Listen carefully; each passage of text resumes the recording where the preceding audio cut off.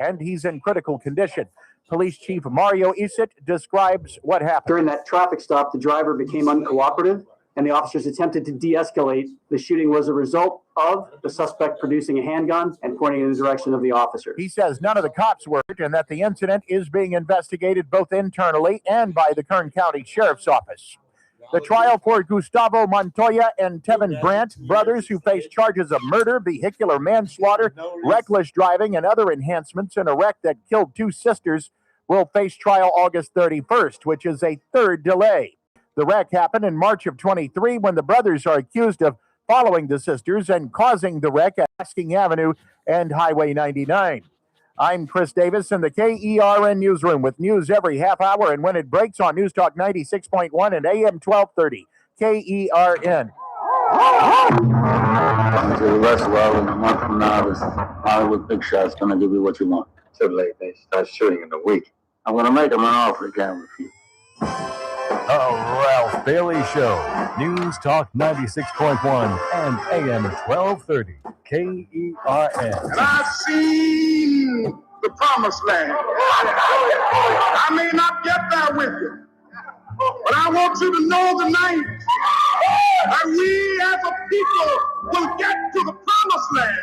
Call in or text to 661-842-KERN. That's 661-842-5376. Listen live at KERNradio.com. Now, the host you've been waiting all day for. Live from the KERN studio, here's Ralph Bailey. Hi, everybody, and a very pleasant good afternoon to you, wherever you may be, however you may be listening, however you may be viewing for those subscribing on YouTube. This is the Ralph Bailey Show on News Talk 96.1 and AM 1230, where we stream live at KERNradio.com. Busy show to wrap up the week. Rick Bentley's not with us on this Friday. But as they say in Hollywood, the show must go on. We'll talk a little bit about the pushback by the Republican Party on this memo of understanding. Got a couple of pieces of audio that may surprise you, where many members of the Senate, many who are up for re-election, are pushing back on this deal and insisting that the Iranians have won. Delve into that just a little bit. Luigi Mangione has changed his plea of sorts. I'll explain that in just a second. And the president has rolled out his Qatari gift. Did you forget about that? That the Qatarian people presented him with a brand new Air Force One.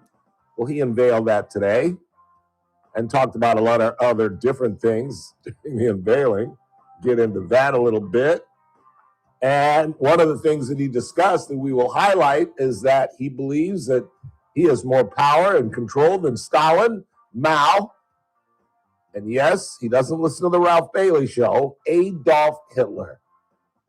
Stay away from the Third Reich. And Joy Reid has lost her mind. I've got some miscellaneous audio of this woman who I've never heard somebody complain about getting fired. You know what I mean? And can come up with their own narrative as to why they got fired. You know? I mean, you never, as a person who's been whacked 4 times, but rehired 3 times by 4 of those companies. Just saying. 3 of those 4 companies rehired me. So how bad could I have really been? You know what I'm saying? Anyway, for someone who's been fired, there's never, you know, like one of the television stations, I got fired from KBAK, and Kevin Andrus gave me like stations to call, and that he had called the news directors and told them how great I was. It just wasn't a fix for me, and there was a horrible story about me that wasn't true, and it was ownership and not the news director. But it's bizarre to me to hear her talk about Don Lemon and Jim Acosta and the folks that have been fired, and how it somehow is linked to Trump and the manipulation of the media. Joy, you're unpopular, as you will see why if you are unfamiliar with this crazy bat, and how she claims she was wrongfully fired. Your numbers were horrendous. Talk about that. And Carlos Mencia, are you familiar with Carlos Mencia? Oh, yeah. Very controversial. Do you know anything about him, though? Oh, yeah. What do you know about him? That he's a comedian. He was stealing jokes from other comedians. There you go. and Exactly. He That's at it. one time had his own television show. Yeah. Then Well, no. hard. Okay. Thank you. You hit the head on the first shot. He was famous for stealing other people's bits. And I mean, several comedians wanted this guy beat up at minimum. Well, now we find out he doesn't pay his taxes and hasn't paid his taxes in a long time. And Nate Hochman, the DA of Los Angeles, not only held a press conference, but has basically said, yeah, we're going to make an example out of him. Yeah, we sure are. Haven't paid his taxes the whole time. Wait till you hear the number. Wait till you hear how long he didn't pay his taxes. It's remarkable. And the United States, I'm not going to do it. Please don't. I'm not. We're doing well. I'm just am I unpatriotic? No. Because that chant is driving me nuts. Oh, we need a new chant. We do need a new We need a chant. new chant. They not like us. They not like, I'd rather that than you. You. And you know what? Well, there's a reason why, but I'm not going to get into that. But I'm tired of that chant. But nevertheless, so excited came to speak. USA beat Australia today 2-0. I got to see some of that this morning or this afternoon, late this afternoon. But are you following this, though? Kind of. Yeah, I guess I'm More kinda. following just the U.S., but Certainly now, after the huge win of Paraguay, they scored 4 goals in the first period? What is it, periods? well, the groups kind of is what it's. Yeah, but what are the called. 3 quarters periods called? Oh, Periods? halves. They're more Halves? 3 halves? Yeah, they're Okay, halves. all Oh, right. well, it's 2 halves. They only play 2 halves? Yeah, soccer only plays 2 halves. And there's the extra time at the end of the second half based on how Oh, that much they time. add. See, that I've never understood. JR was just saying the same thing. I have not played soccer since 8th grade. I was really good and I was really bad. Mm. Like I was scared to death of breakaways. But because I was the fastest kid on the field, Yeah. I had many breakaways. And I was about 50-50. Where I would turn my foot and just try to guide it. And no. And there's, other than missing a breakaway layup, there's nothing more humiliating than missing basically an open net goal. Yeah, the open net goal, yeah. I mean, it's not open net. I mean, the goal is there, Yeah. but I mean, if it's you and the goalie, you should win 98 times out of 100. Twice he may just by dumb luck guess right, you kick it right, and he boots it out of the way. There are some good goalies, though, that'll probably. Not in 1976. That's fair. Soccer was not a big sport. I don't even know why I was playing it, to be honest with you. Just because there was nothing else to play. Like in 7th and 8th grade, we had basketball, flag football, and soccer. We had no baseball program. You had a baseball program in junior high? Not really. Yeah, we had no baseball program. We did have basketball, and we had flag football, which was a ball. I loved flag football because I was a wide receiver, and all we did was throw the ball. It was great. Loved it. What else is going on? There are a couple of days in history that are marked on this day in 1900 and I didn't write the year down. I believe it's 1951. Ethel and Julius Rosenberg were executed. This is a huge deal because their kids spent their life. It was a very controversial execution. It happened under Dwight Eisenhower. And they worked at Los Alamos in New Mexico, an atomic plant. And they were accused of sharing atomic secrets with the Russians. And Julius was arrested first. Ethel worked there as a secretary. She was arrested 2 weeks later. The issue was, it was her brother that ratted her out. He worked there as well. He was a former Army sergeant. He pleaded guilty to doing the same thing, not as badly as they did. He got 10 years, but his sister and his brother-in-law, Ethel and Julius Rosenberg were executed. Are you familiar with this at all? Were you taught this at all? Not the Rosenberg? much, but Yeah, that's too bad. very light. Well, you will learn today in our history class called TRBS. Let's go ahead and take our first break of the day, and we begin with the day's date. It's Juneteenth. We heard someone call in yesterday and said they just learned about Juneteenth about 3 years ago, so I'm assuming there are some that are not familiar with it. I don't know how you can be at this point. I mean, everybody is covering it.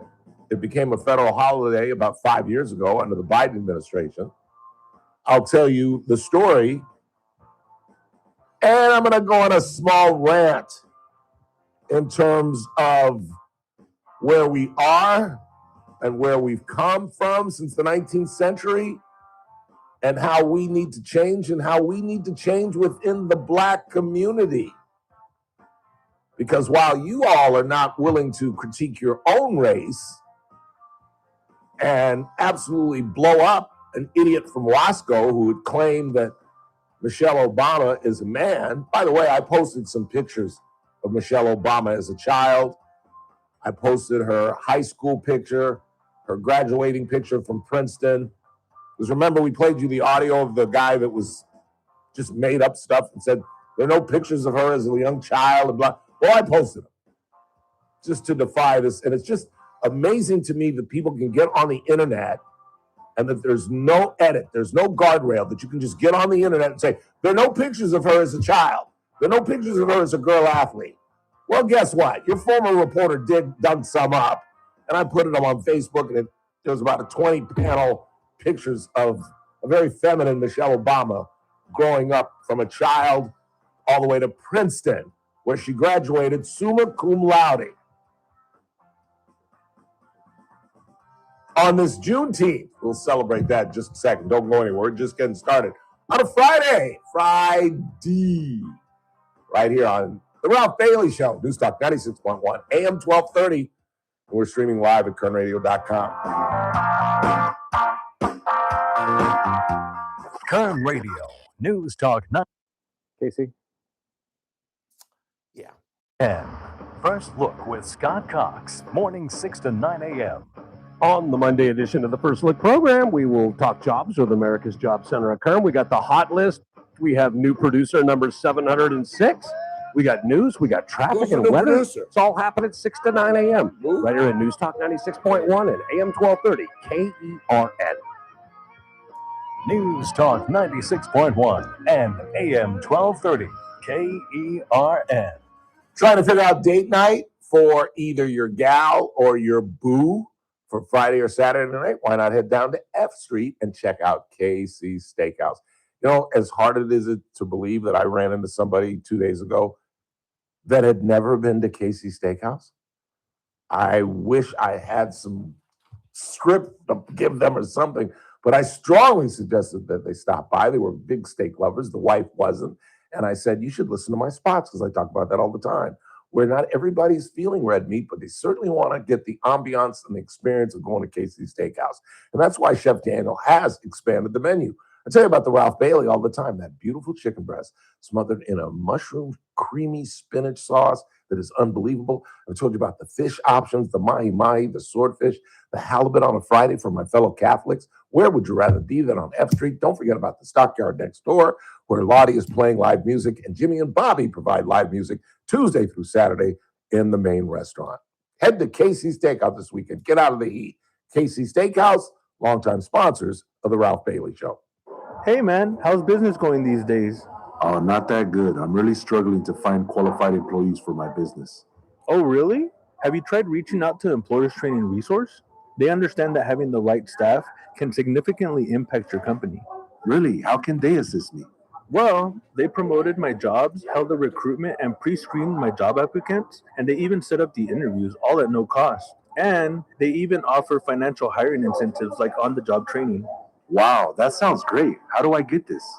Simple. All you have to do is call Employers Training Resource at 661-325-HIRE. That's 661-325-4473. Or visit their website at employerstrainingresource.com. This Workforce Innovation and Opportunity Act Equal Opportunity Employer Program is funded by the U.S. Department of Labor's Employment and Training Administration. For full federal funding disclosure details, visit employerstrainingresource.com/WDB/federal-funding-disclosure. Auxiliary aids and services available upon request. Assistant General Manager, Business Development for CBCC Global Research LLC. Worksite, Bakersfield, California. Do clinical research or clinical operations, including clinical trial delivery and regulatory requirements. Apply to jobposting.com with reference number 40813. Again, Assistant General Manager, Business Development for CBCC Global Research LLC. Apply to jobpostingtoday.com with reference number 40813. In 2026, Bay Alarm celebrates 80 years of security.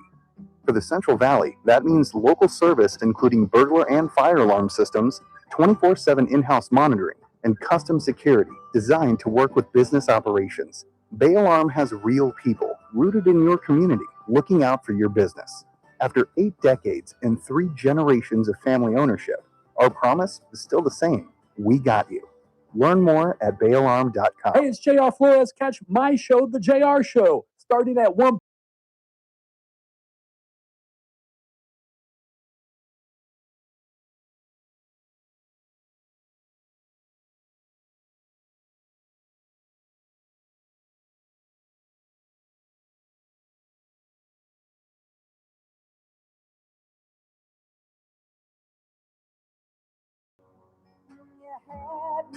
The hell was that?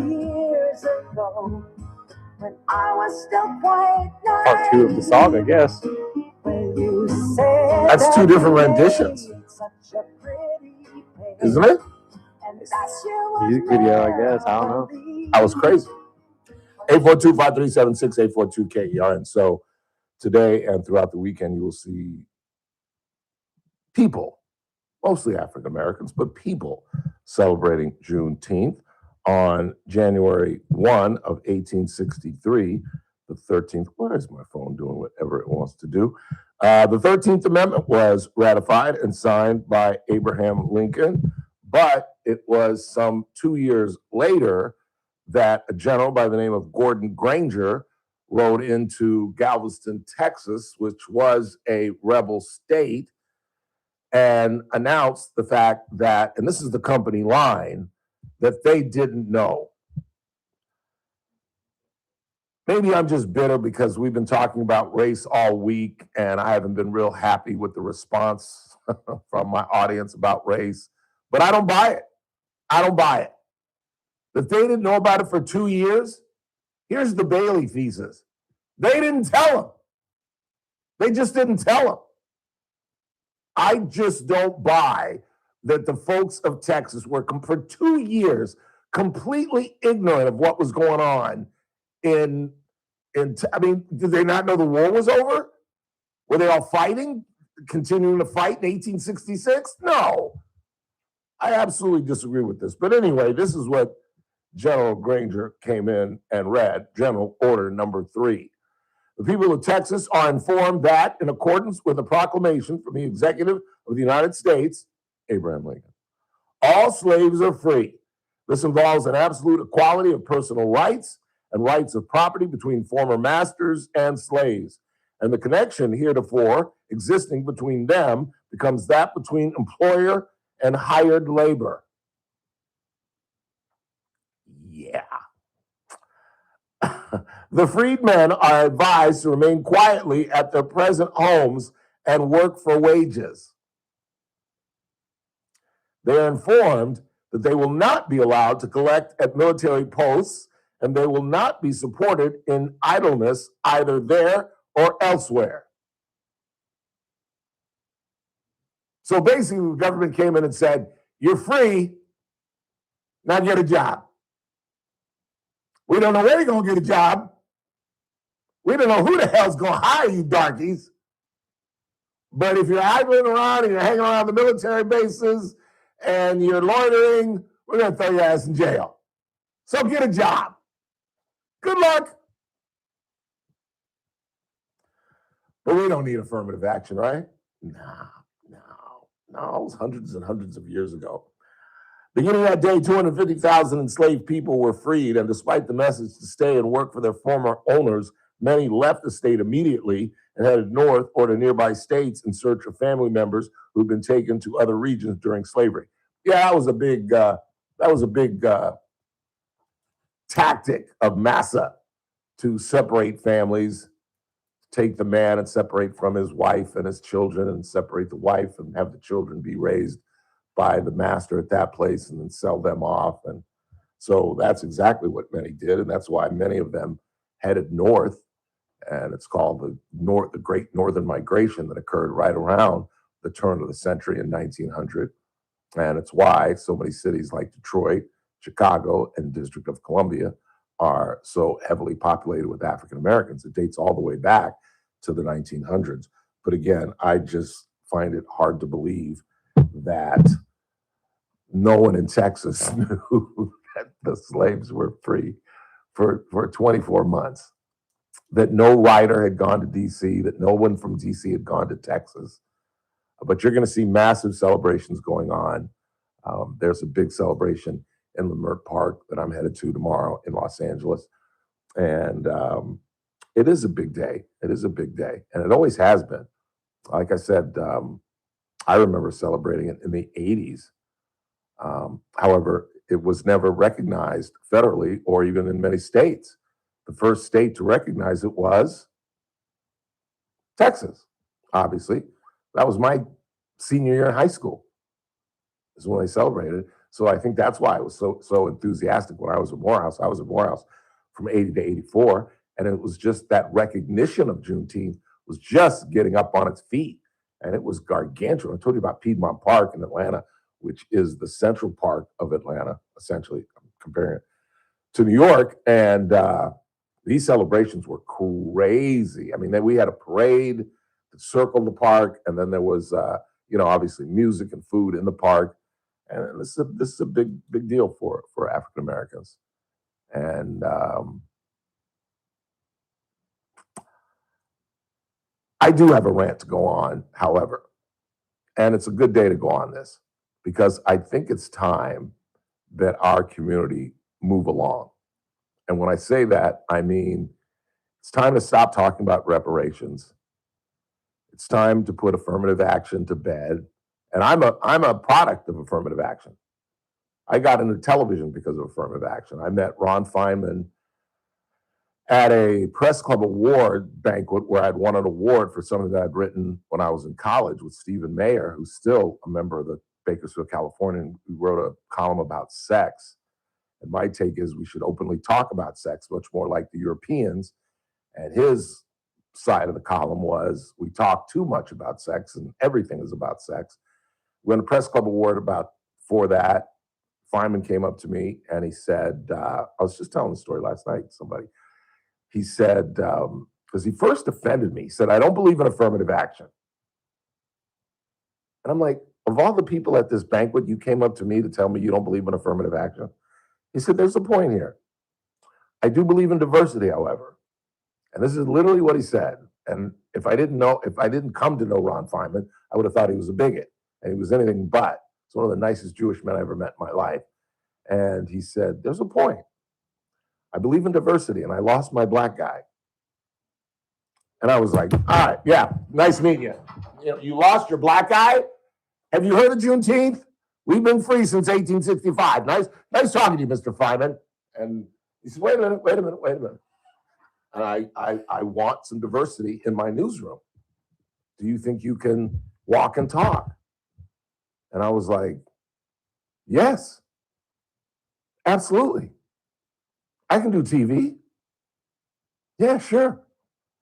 And 2 weeks later, I was in the office. And on that Monday, I thought I would be meeting the staff, running around with the camera crew, watching them do this. And for most of the day, they had me rewriting stuff. And then around 4 o'clock, back then they had a 5 and a 6. And about 4:15, they gave me the shell of a story. They said, expand the story. Well, that's easy enough. I just left the Bakersfield, California. I know how to write. And then we want you to do a live shot in the newsroom. I was like, I beg your pardon? I'm like, what? You've expanded the story. Yeah, here it is. I showed it to you. Yeah, you edited it. Yeah. Well, we've got some video and we're going to cut it in about your first paragraph, but we want you to do a live shot in the newsroom. And it was my first real time on television. I'd done some Continental Cablevision stuff in Inglewood, Morningside, and Inglewood football and basketball, but not real television. And it was in the middle of the newsroom.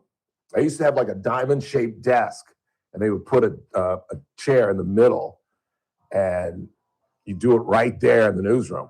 And there are people walking, people getting ready for the 6. And I ain't never been as scared as I was that afternoon. And I'll never forget Roger. I can't remember Roger's last name. You all know Roger. He's working at the museum now. He was our promotions guy. And when I threw it back to the studio, Roger said, "Wow, he nailed it." And I was like, yes, I did nail it. Beginning of my career. Quick time out. More TRBS. I would stick around if I you.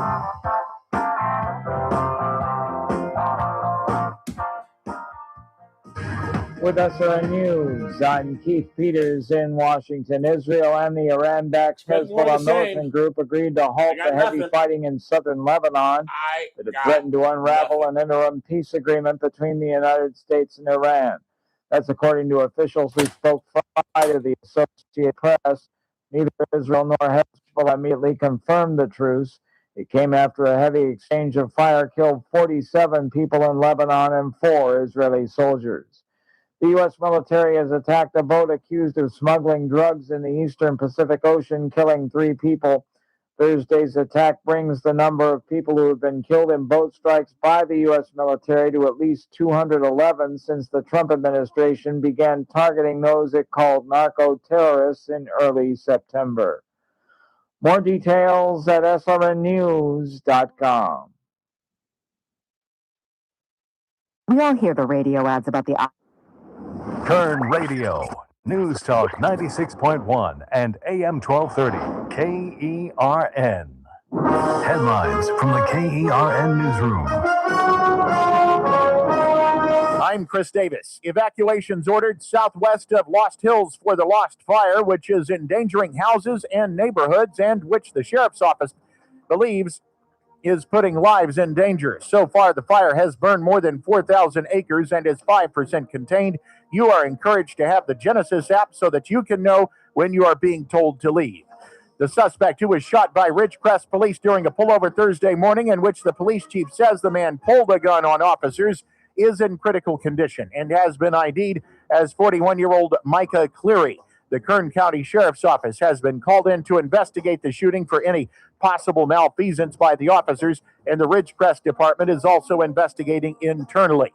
I'm Chris Davis in the KERN newsroom with news every half hour and when it breaks on News Talk 96.1 and AM 1230, KERN. I'm John Busby with Team Busby Real Estate. And I'm Jonathan Busby with Team Busby Real Estate. We just wanted to talk with you about what we do as a team. We do a great job for our clients. Some of the things that we do is when we represent sellers, we don't just put the transaction together. We do our homework and we check their FICO score, source of funds, where the money's coming from, and the job stability. Because what we don't want is to get you into an escrow and the escrow falls out because we didn't do our homework. With any sort of real estate need that you have, we can accommodate, whether it's residential, commercial, land, or multi-units. We have experience in all and can help you to a successful close. The background that we have is I was a lender for 5 years. And so I learned quite a bit as far as how to keep a transaction together. We don't just put it together and hope that it closes escrow. Nothing's 100%, but we do stack it in your favor. With any needs or questions with real estate, give us a call at 661-410-7355 or visit our website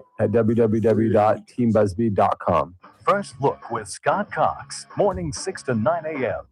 On the Monday edition of the First Look program, we will talk jobs with America's Job Center at Kern. We got the hot list. We have new producer number 706. We got news. We got traffic and weather. It's all happening at 6 to 9 a.m. right here at News Talk 96.1 and AM 1230 KERN. News Talk 96.1 and AM 1230 KERN. Hey folks, Scott Cox here, host of the First Look with Scott Cox radio program. You are listening to the Ralph Bailey Show right here on News Talk 96.1 and AM 1230 KERN. Yeah, you know I'm gonna be like him. cradle and a silver spoon.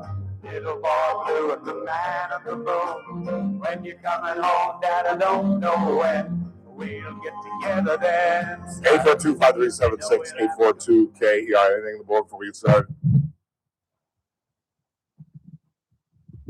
Yes, I'm sorry. What do you got? Just one here. It says, Ralph, what are you working on Juneteenth? You should be at home getting paid. One of our staff members is here. I said the white folks cut out early. Why am I here? You're absolutely right. I should not be here. I should be in Leimert Park. I'm headed down there tomorrow morning with the nephew, but I should have gone. I could have gone down last night with Chet the Jet, who I turned on to. What's the name? Casey Steakhouse. That's a good question. That is a good question. It really, really is. And I want to follow up when I said, because I had a hard break and I didn't get an opportunity. I started rambling about my favorite topic, Ralph Emerson Bailey Jr. And I didn't really follow up on what I talked about in terms of moving away from race-based preferential treatment, affirmative action, just the whole gamut. Because I think we are truly, and I really believe this, I think we're at a tipping point. I think that this racial divide is getting worse and worse and worse. And I think this whole thing with Michelle Obama really kind of opened my eyes to just how incredibly divided we are. Let's just put it like that. Let's just put it like that. That in 2026, there is a man, and if there's one man, it's problematic, who actually took the time and has thousands of viewers who watched him say and lie that there are no baby pictures of Michelle Obama, there are no childhood pictures of Michelle Obama, there are no high school pictures of Michelle Obama, no graduating pictures. Well, I went and put them on Facebook. Go to my Facebook. I just put, the headline is "Stop It." And then I have a childhood picture. And if you click on that, it'll send you to Instagram. And there's a panel of about 20 pictures of her from about 8 years old till about 23 when she graduated summa cum laude from Princeton University, a school that a white counselor at her public school in the south side of Chicago told her not to apply for because she wouldn't make it. And now she's more educated than that counselor, and she's certainly more successful than the counselor that told her not to apply to Princeton. But that's part of my point. That is exactly part of my point, that we're at a stage in America where a young girl from the south side of Chicago, whose father works for the city and whose mother stayed home and then started to work when they got older, can go to Princeton. And not based on her race, but based on her achievements. And I just think that it's kind of a meeting in the middle. If the Black community divorces itself from reparations and the talk of DEI, aren't we to a point, or at least we should be? But see, the issue is our culture. Our culture is incredibly unique in two ways that I despise, that I talk about constantly on this show. We are one of the only groups, if not the single only group on the planet, where if you look at an African American, just by simply looking at them, you can pretty much determine how they vote. Just doesn't that sentence by itself sound stupid?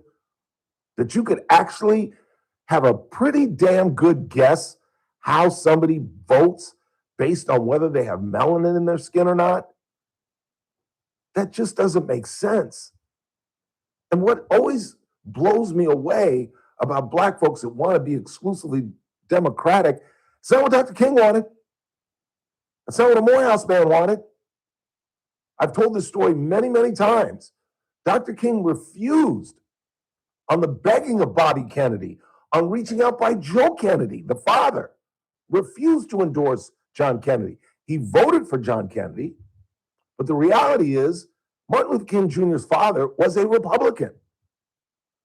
most African Americans were Republicans up until Roosevelt. And really, the great divide politically from Republican blacks to Democratic blacks occurred in 1960 with John Kennedy. If you talk to most African Americans that are my mother's age or a little bit older, they're still alive, they will tell you that they voted for, if they were born in 1930, that they voted for Franklin Roosevelt. If you could talk to their grandparents, they would tell you that they voted for, who was the Republican? Herbert Hoover in 28. And probably Calvin Coolidge in 24, and probably Warren Harding in 1920. And probably Woodrow Wilson before the war.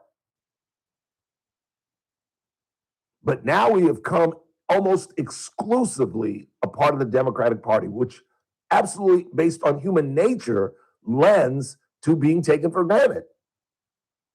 If I'm wrong and you're an African American and you're yelling at your radio that I'm an Uncle Tom, then break down to me, how did Barack Obama change my life? How did Barack Obama change the life in Jordan Downs down in South Central or here on Cottonwood? How did he change life for African Americans? Break that down to me. It's time that we head to the middle. It's time as a community that we divorce ourselves from racial preferences and stop playing the black card.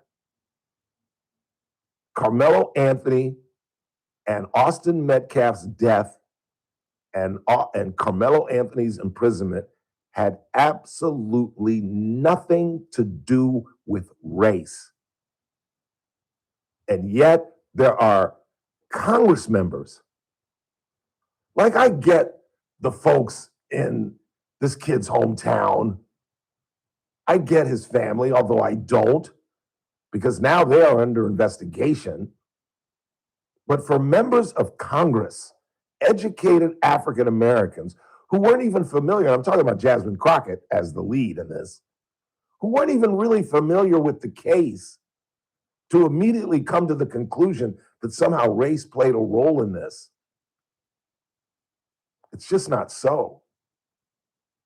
And as much of a race baiter as you think I am, I'm just not. I'm just not. And some of my haters that watch the show and listen to this program just simply use race to dig at me. I'm 60-some years old. I've been dealing with this since I was a child. That ain't gonna work. But my appeal is to the black community, which probably isn't listening to the program, I grant you. But I think if we're gonna meet in the middle, we've got to divorce ourselves from that, because I think that only heightens the resentment from white folks. And it allows them the leverage of claiming you're always the victim, and it waters down the message when race truly is an issue. Like some knucklehead from Wasco on the property of the White House, my house, your house, our house, claiming the former first lady, or just disparaging former first lady. Doesn't matter what he said. Just using that opportunity to take a shot at a first lady.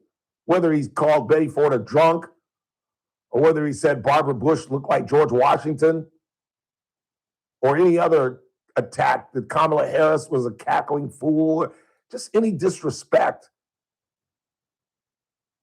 has to be stopped. We have to meet somewhere in the middle and create some kind of decorum, or it will be the end of us. Abraham Lincoln talked about it. The house divided. And I just, in the fourth quarter of my life, I just see it deteriorating. I never thought it could get worse. I never imagined that it could possibly get worse than the 70s and the 80s. When Ed Skelly and I got ran out of a party, people throwing oranges at us. Man, I have never really even talked about some of the racial stuff that I went through in Cerritos, California. And the Raintree family, Gary Raintree and his family. Gary was the nicest kid in the world. And his father was worse than Archie Bunker. We were never allowed in his house. Gary was not allowed in my house, although he would come in my house anyway. But if his father found out, he was in big trouble. It was that bad in the 70s. These guys lived right there, like 3 houses from us. And I couldn't go in his house, and Gary Rainwater could not go in my house, even though he did.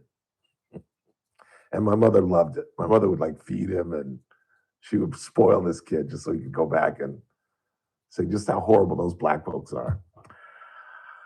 I don't know. Let's take a break. I think we're on the decline. I really do. You know, Donald Trump's approval rating is 41%. Do you know the Democratic Party's approval rating is 37%? The Republican approval rating is 35%? Like, we have no feeling of them being on our side, no matter who they are, no matter what side of the aisle they're on. And this is a dangerous thing when America doesn't trust its elections, and you've got idiots on the radio perpetuating the fraudulent idea that our elections aren't secure, when our people don't trust our president, don't trust our House, don't trust our Senate, don't trust our Supreme Court. Democracies can fail. You do know that, right? This is not a foolproof government that we've established or a republic. And no, it's not going to disintegrate in 5 to 10 years, but 15, 20, 25 years of this, democracies fail, republics crumble. And the only war that we've ever had where it pitted American versus American was based on race. Just saying. Quick timeout. We'll check the board. No guests today, so we will get into a couple of issues, namely the revolt from the Republican Party on the MOU. Luigi Mangione has, in some respects, changed his plea. I'll explain. And Donald Trump rolls out his brand new Air Force One, given to him by the Qataris. Would you trust this plane? No matter, I'm sure the military's gone over it, the Secret Service gone over it. I just don't trust a plane given to us from the Qataris. Wouldn't it be, well, let me shut up. I wouldn't get on that. Would you get on that thing? No, but to be honest with you, with everything going on in the airs these days, I'm not getting on any plane. I would not get in that plane. I really would not. They could have such a tiny little device that could blow that thing up. There's no way in hell I would get on that plane. But he unveiled it. Talk about that as well. In the meantime, you're listening to The Ralph Bailey Show on News Talk 96.1 AM 1230, and we're streaming live at KernRadio.com. Kern Radio, News Talk 96.1 and AM 1230, KERN. First Look with Scott Cox, morning 6 to 9 a.m. On the Monday edition of the First Look program, we will talk jobs with America's Job Center at Kern. We got the hot list. We have new producer number 706. We got news. We got traffic and weather. It's all happening 6 to 9. Who's the new producer? Steve. Steven? Nicholas? Yeah. He's leaving, what's your name? Who? Your show? We're not doing our show. What happened? There's a lot to explain, but I'll let JR do that. Wow. Preparing insurance claims? Your agent handles it all. In fact, we're so confident restoration is guaranteed or your money back. Isn't it nice to have... What's his name show? You're doing Macro show? They got you on salary or full or hourly? So you get OT every day? No, because I'm just going to be doing 9 to 6. Harry starts at 9, you end at 6. That's 10 hours. 10, 11, 12, 1, 2, 3, 4, 5, 6. 9 hours? Yeah, with a lunch in between. Oh, okay. And use coupon code GUTHEALTH50 to save $50 off your purchase. As veterans, we're no strangers to helping others. It's what we were taught, trained, and told to do. It could be for anything. Helping a friend move. Listening to a fellow veteran for hours, at any hour of the day. Or just simply making time for people. a neighbor, a loved one, or even a stranger. We're often the first to help others. There's no question about it. But we do have one question for the veterans listening. When was the last time you reached out for help? Perhaps it's time to do for yourself what you would do for others. If you or someone you know needs resources, whether it's for stress, finances, employment, or mental health, don't wait. Reach out. Find more information at va.gov/reach. That's va.gov/reach. Brought to you by the United States Department of Veterans Affairs and the Ad Council. Did you really think Pure Talk was just going to sit back and watch America turn 250 years old without doing something awesome to celebrate? Of course not. That's why they're raising $250,000 for America's Warrior Partnership by the end of July. America's Warrior Partnership is on the front line of preventing veteran suicide. They've had extraordinary success, and here's how you can help. When you switch your cell phone service to Pure Talk this month, you'll be invited to round up to support America's Warrior Partnership. No pressure, but if you do, Pure Talk will match your donation dollar for dollar. And to further celebrate 250 years of our extraordinary democratic republic, Pure Talk is offering unlimited talk, text, and data for just $34.99 a month. Dial pound 250, say Mike Rowe. That's pound 250, say Mike Rowe. And happy birthday to us. Hey, it's JR Flores. Catch my show, The JR Show, starting at 1 p.m. Now, back to The Ralph Bailey Show on News Talk 96.1 and AM 1230 KERN. 842-5376, 842-KERN. So J.D. Vance has postponed his trip. He's not going to Switzerland. This thing is falling apart already. Republicans are lashing back and calling the Iranians the winners, which I believe they are. We're going to give them, they're going to be making $5 million immediately now that the Strait is back open. And there is a fund that the Gulf states are putting together, $300 billion, that is going to go to the Iranians. And I just think this is absolutely insane. And the theory that these people have somehow changed their inner beliefs because they signed a page and a half memo, it's crazy. It's absolutely crazy. And even Republicans agree. Here's a Fox compilation of just some of the legislators, including Ted Cruz, who think this is a ridiculous idea. This makes absolutely no sense. He's at a bit of a political disadvantage because of the extravagant things he said about what we'd accomplished in the early going. Remember, the goal at one time, he said, was unconditional surrender. Iran has lost a lot, but this is not unconditional surrender. This is what you get when you negotiate. You can't negotiate and not have to give up something. Well, but when I hear from administration sources some of the things that you have heard and what's in this deal, that makes no sense whatsoever. It's not defensible. We don't give them that money because what are they going to do with it? They're going to recover everything we've taken away from them. Who cares whether it's coming from the Arabs, from the Qataris, or whatever? They don't get it. Everything about this deal seems bad to me. It all seems bad. It all seems like a setback. It doesn't seem like it meets any of the measures that the president actually put out there of his goals when it came to this conflict.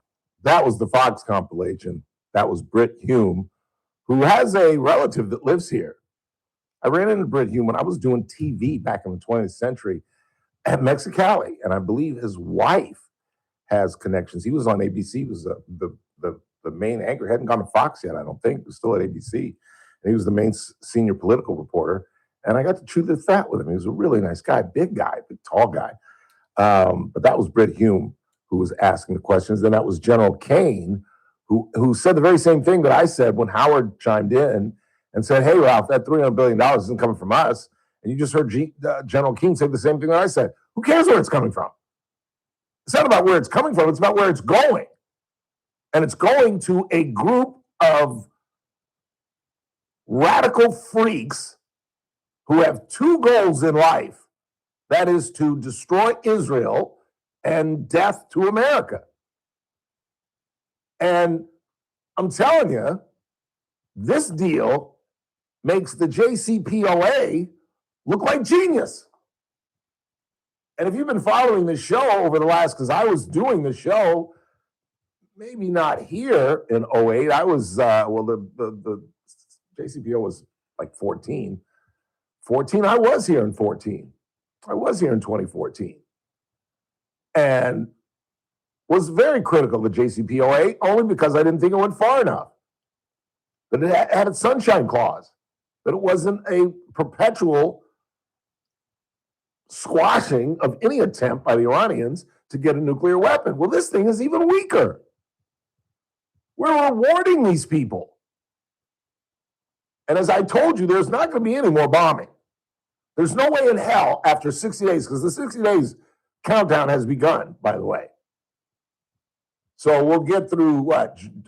July and August, so it'll be mid-August, months before the midterms. Do you really think he's going to open up the bomb machine again in September, late August? If he does, say goodbye to the midterms, because we were about to save the midterms. We weren't going to save the House, but we could save the Senate. We could win in Texas, even though I despise the Republican candidate. We could possibly win in North Carolina. I don't think we have a chance in hell in Maine, where a Nazi is about to beat Susan Collins. I don't think we have a chance in hell in Iowa, where Joni Ernst was forced out. I wonder why. Tom Tillis had to leave in North Carolina. I wonder why. In Ohio, we're going to get beat. Sherrod Brown, a former U.S. Senator, is winning. And again, let me be redundant. What is this all about? It's all about the United States Supreme Court and whether or not we want to see a 12-man or 15-member court. Now, they're making great assumptions, they being the Democrats, because their plan is to win the Senate, get rid of the filibuster, and pack the court. Obviously, they can't pack the court without a Democratic president. So then the fallback position is we have to win in 28. We absolutely have to win, because the chances, I think we have a 20, 30% chance of holding the Senate. 20 to 30% chance. I think Collins is dead. Dan White is fighting for his life up in Alaska. They tried to do a Ken Mettler up there. Have you seen this? Where they've not only, the Ken Mettler story is the story that catapulted my career, and why Ken Mettler goes out of his way to try to destroy such career. He's done it several times. He tried to squash my gig at Kern Community College District. He's called my general manager here and tried to get me fired, much to no avail, because he's an incredibly incompetent man. And that was the beginning of my career, where Mettler was so insecure and so stupid that he talked a woman, he was going up against Shannon Grove, who was unknown in this community at the time, outside of Arvin. She was absolutely a neophyte. I've told this story 1,000 times. The first time I interviewed her, she was horrendous. She was horrendous. And then a month later, she studied, she worked on it, and she killed it. But in the meantime, Mettler, in all of his insecurity, talked this woman named Shannon to get involved to try to mix up the vote. I thankfully got this woman to come on the air and admit that. And in a race that Mettler could have won walking away, he did the Richard Nixon. Nixon's going bubbling around the Watergate Hotel and into the Democratic offices. For what? In 72, he has, at that time, the biggest landslide in the history of this government. What the hell were they trying to do? And it was the same thing with Ken Mettler. He would have won that race walking away. But when that story broke, that he was trying to fix it, his political career was ended. And then he started getting into fights on corners with gay kids and just had to leave this community. I believe he's in Phoenix, but he still tries to be a player in this community. Well, they're doing the same thing up in Alaska, where they've got a guy running with the same name, not just the first name, but the same exact name as the Republican candidate up there. We could lose Alaska. This is gargantuan.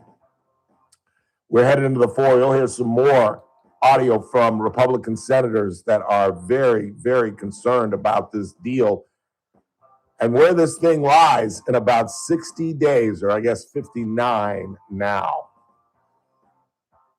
Then coming up in the 5, we've got some audio we're going to play for you. Joy Reid losing her incredible mind. You'll hear from the DA from Los Angeles. A well-known national comedian is on his way to prison. That's right, on his way to prison. But in the meantime, you're listening to The Ralph Bailey Show on News Talk 96.1 and AM 1230. I would stick around if I you.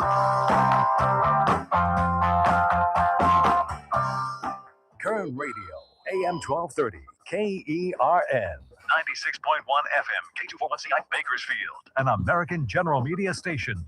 From Town Hall, I'm Keith Peters in Washington. As the midterm elections draw near, the top Republican in Congress says he's bullish on his party's prospects. Really? Because Democrats With keep who? nominating candidates who are out of the political mainstream.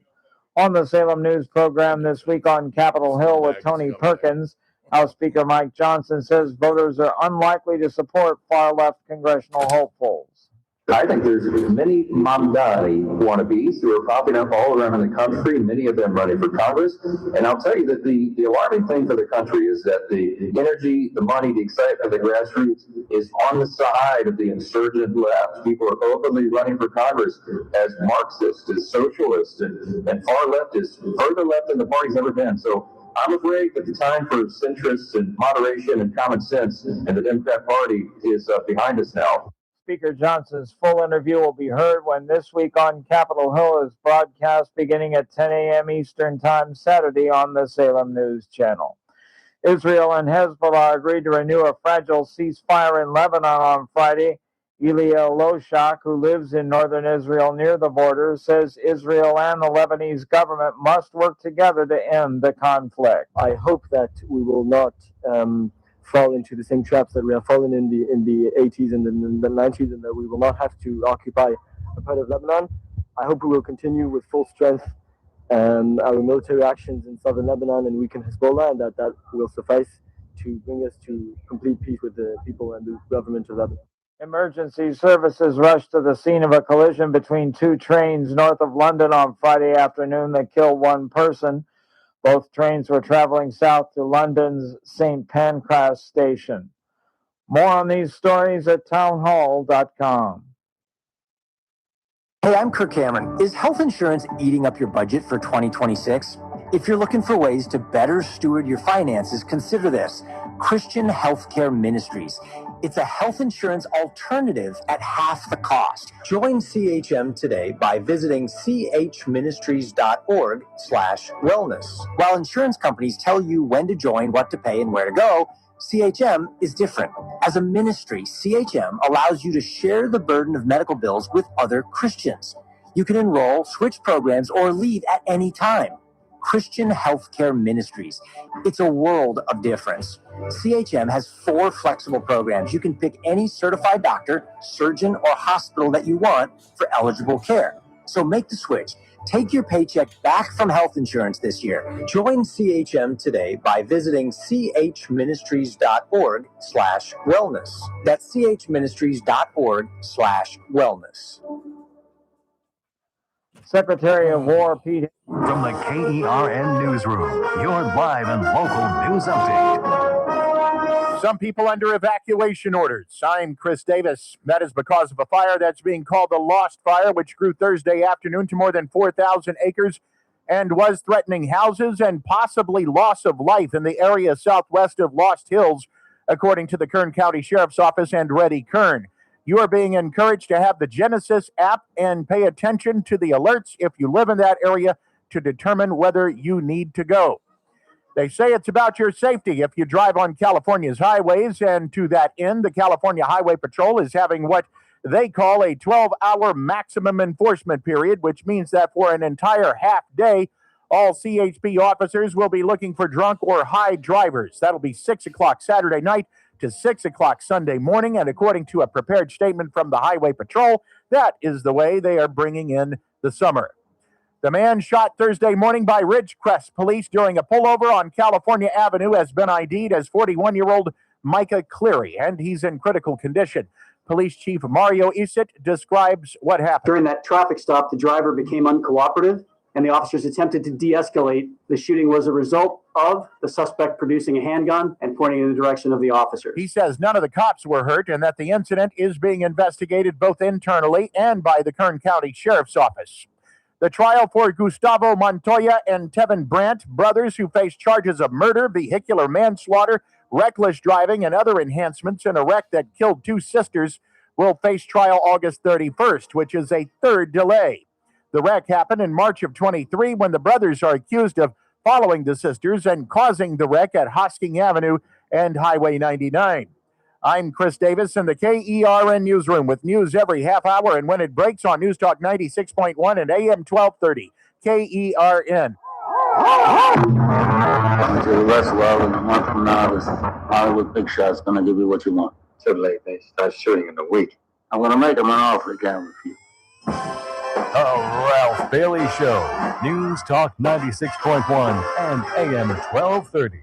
KERN. And I've seen the promised land. I may not get there with you, but I want you to know tonight that we as a people will get to the promised land.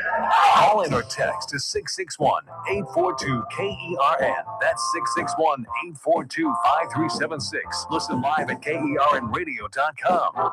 Now, the host you've been waiting all day for. Live from the KERN studio, here's Ralph Bailey. Hour 2 of the broadcast on this Friday, Juneteenth.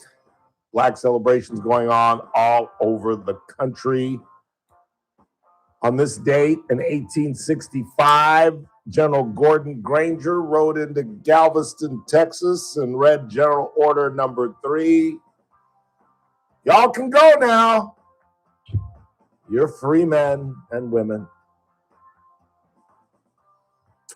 Meantime, we still got lots to do in the program. 842-5376, our phone number, 842-KERN. Let's check the board real quick. Anything? Got a couple here. What do you got? Juneteenth was made a holiday by the white man so he could have another day off. I would bet you that more white people have today off than black people. Is it a holiday? It isn't. Yeah, it's a federal holiday. But I mean, so banks aren't open? Yeah. Banks are not open today. No. So why are we here? Schools obviously aren't open. I mean, I know Biden signed it into law. I think it was June 17th of 21. But I didn't know actually, I guess federal holiday means federal holiday. People get the day off. And I guess companies can choose what holiday they get. We get King Day, which we used to not get. What else do we get? We get a couple of holidays that we used to. We get Labor Day and yeah, but everybody gets 4th of Labor July. Day. Everybody gets the 4th of July. Everybody gets Memorial Day. Everybody gets. I'm not talking about the ones everybody gets. Not everybody gets King Day. Does everybody get President's Day? I think there's a choice. I think you can. Some people get because they formed it into one because Washington and Lincoln were born within a couple of weeks of each other, and it used to be separate holidays, which didn't make any sense to get consecutive Mondays or every other Monday in February. So they just made it President's Day. But some people, and I think some people get both still. Some companies get both. It's based on the company. And you're HR and you're, I guess, general manager or vice president in charge of personnel, I suppose. But I don't know why I didn't take the day off. I guess because I took the Monday off last week. I just took a day off. And August is right around the corner where I'm gone for a week. Thank you, Jesus. I just got to figure out what I'm going to do. So I really, there's part of me that wants to go to Vegas just because I haven't played poker in a long time and I just refuse to go to Golden West. And they don't have poker down at the Hard Rock Cafe Casino, which just breaks my heart. I thought it was going to be a regular. Just take a little 20-minute Uber ride down there and spend the afternoon or the evening playing poker. but they have no poker. I'm still thinking about spending a weekend in Delano, especially now that we know Mr. Gonzalez, Senate candidate in the 16th district and local restaurateur in Delano, despite the fact that he lives like 5 minutes from where I'm sitting. Doesn't he live like over here by you guys? I have no idea if I'm being honest. I think he does. He was rapping with JR. I think he or his family lives over here where you guys live. But I was thinking about going out there and playing at the Aviator. I just want to play some cards. I really want to. I just love playing poker. It's a very laid back, because you can play poker for hours. Blackjack is based on just getting cards. But if you're not getting cards in poker, don't play. Don't play. That's the thing that I had to learn. That's why I think I advanced as a poker player, because I consider myself a pretty good poker player. Even though I lost money to Arier and Zucchini, that's three-handed. Like, you can't just fold every hand. In Vegas, you can. Okay, I'll sit here all night long until I get some cards. And then every now and again, you got to play horrible cards. Why is that, Mr. Burdick? To throw them off? Yes, because if you play strong only when you have cards, that nobody will play with you. True. If they can read you, this guy is so conservative that he plays only pocket pairs, or he's got ace king suited. Very few people will play with you. But if you do something stupid, and even if you lose, if you've been playing conservatively, I've found it's good to turn up your cards every now and again. And just go, look, 7-3 suited. That's what I played. So now you got him thinking, when you raise, is he bluffing? Is he trying to play 7-3 again? And then you turn up your kings and you go, give me the money, dummy. I don't know. I'm a little cocky. The last time I was in Vegas, I told you guys, this is why I'm afraid to go back. I won 3 of the 4 nights I was there. One night I was up $165 and had to go meet Gerard Romalo for dinner. Everybody's like, where are you going? We've been getting cards all night. I was like, yeah, I got to meet a buddy. Big dummy. And he didn't buy dinner. He didn't buy dinner. We went Dutch. Like, really? Like, if he came to Baco, you think I'd take him to Casey's Steakhouse or Luigi's or Bill Lee's or Eureka's and be like, all right, your half of the check, Gerard, is, I don't know, it's just the way I guess you're raised the way you're raised. You know what I'm saying? And living in Los Angeles and coming from the South, we had a lot of people that came and stayed with us. And we did in fact, the only reason I have ever done the touristy things in Los Angeles is because of family and visitors. My parents never took us to Disneyland just for the family. We went to Disneyland because my grandparents came out, my uncle came out, the Millers who we lived with in New York on the base came out. We took Mark and Susie to Disneyland. The trips to San Diego, we always did with friends. We did with the Sewsburys. We'd go to the safari and we'd go to SeaWorld. My family never did stuff like that. Our family vacations were Beaufort, South Carolina, and Savannah, Georgia. Those were our summer vacations. And I loved it. Crabbing with my grandfather. God, that was so much fun. So much fun. And if you've never done it, like true crabbing, and I don't mean sitting on a harbor or on a pier with a big old basket and sitting there and then collecting them. No. I'm talking about getting a chicken back. And my grandmother would have us use the chicken backs because that was the less meaty part of the chicken. And she wasn't giving you a breast to catch some crabs. So we get a bunch of chicken backs that it has the spine and it barely has a little meat on it. And you tie it to like a 20-yard rope that's tied to a stick. My grandfather taught me this. And you go about knee high, because again, South Carolina is on the coast. And Beaufort is, like I said, you can get on top of my grandmother's house and see the ocean. It's not beach weather. It's kind of rocky. It's kind of a harbor. It's Port Royal Harbor. But it's the ocean. And so you can go in some of the enclaves, like in Defusky Island and some of the areas off of Beaufort, and just go to these little areas where my grandfather would go down this dirt road. And you're like, where are you going? And there's no even sign of the ocean. And all of a sudden, you see this little inlet that my grandfather would know about. And we would be there, and you're all by yourself, and you go about knee high in water. And you need absolutely got to have 2 people. I mean, I guess you could try to do it with one person, but it'd be kind of hard. So one person, I was the net guy. or I was the chicken guy. My grandfather didn't care. So you take the chicken that's on the 20-yard rope, and you do the lasso thing with the chicken, and you throw it out as far as you can, and then you start rolling in the rope. And the funnest thing for a child, at least for me, is when they get about within 10 feet of you, you can actually see the crab chasing after the chicken. And for a 10, 11-year-old kid, that is the just craziest thing you've ever seen. And so then my grandfather would lay the net down on the ground, and it was my job to reel the chicken into the net and therefore drag the crab into the net. He'd pull it up out of the water and then turn it up upside down, put his foot on the back of the crab, grab it behind its pinchers, throw it in the bucket. We'd come home. My grandmother would have the dining room table all dolled out in newspapers, and she'd throw a little beer and a little nutmeg and some other stuff into a big pot, and you would hear them in there fighting. That was one part. I'd go outside and throw a baseball. I couldn't listen to them because you can hear them like screech. And they're trying, that's the old phrase, trying to make better of yourself, and they call it the crab claw, where it's essentially using somebody else to get to the top, because that's what the crabs are doing. They're trying to climb over each other to get out of the thing.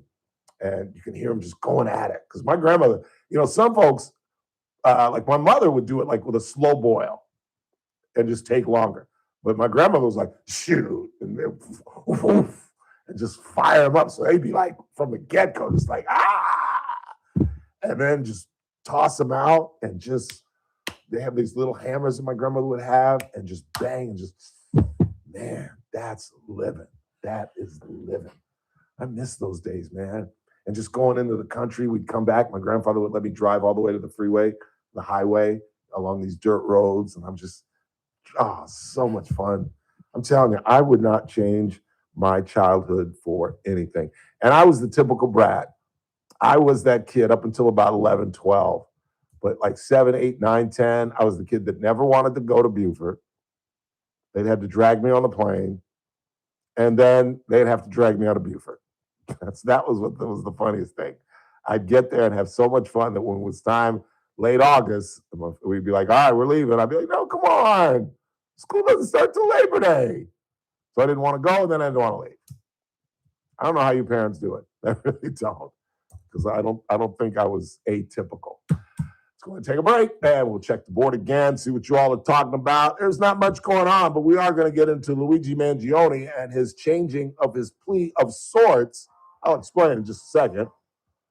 We'll get to the president unveiling his new Qatari plane, a new Air Force One. But if there's a Democratic president in 29, they're going to scuttle that thing. There's no way a Democrat's going to fly that thing. No way in the world. Maybe not even a Republican if it's somebody outside of the Trump administration, which I doubt. As far out as it is, I think it's still pretty safe to say that it's either Vance or Rubio. But I think we say that every year or two before a presidential election, and then somebody, Donald Trump, for example, pops up out of nowhere. That is the great drama of presidential politics. And then I got some miscellaneous audio to play. You'll hear Joy Reid and her crazy self. We hear Nate Hopeland explain why Carlos Mencia, who's just here, I'm told, is headed to prison. Yes, prison. In the meantime, you're listening to The Ralph Bailey Show on Newstalk 96.1, AM 1230. We stream live at kernradio.com. Kern Radio, News Talk 96.1 and AM 1230, KERN. First Look with Scott Cox, mornings 6 to 9 a.m. On the Monday edition of the First Look program, we will talk jobs with America's Job Center at Kern. We got the hot list. We have new producer number 706. We got news. We got traffic and weather. It's all happening at 6 to 9 a.m. right here at News Talk 96.1 and AM 1230, KERN. News Talk 96.1 and AM 1230, KERN.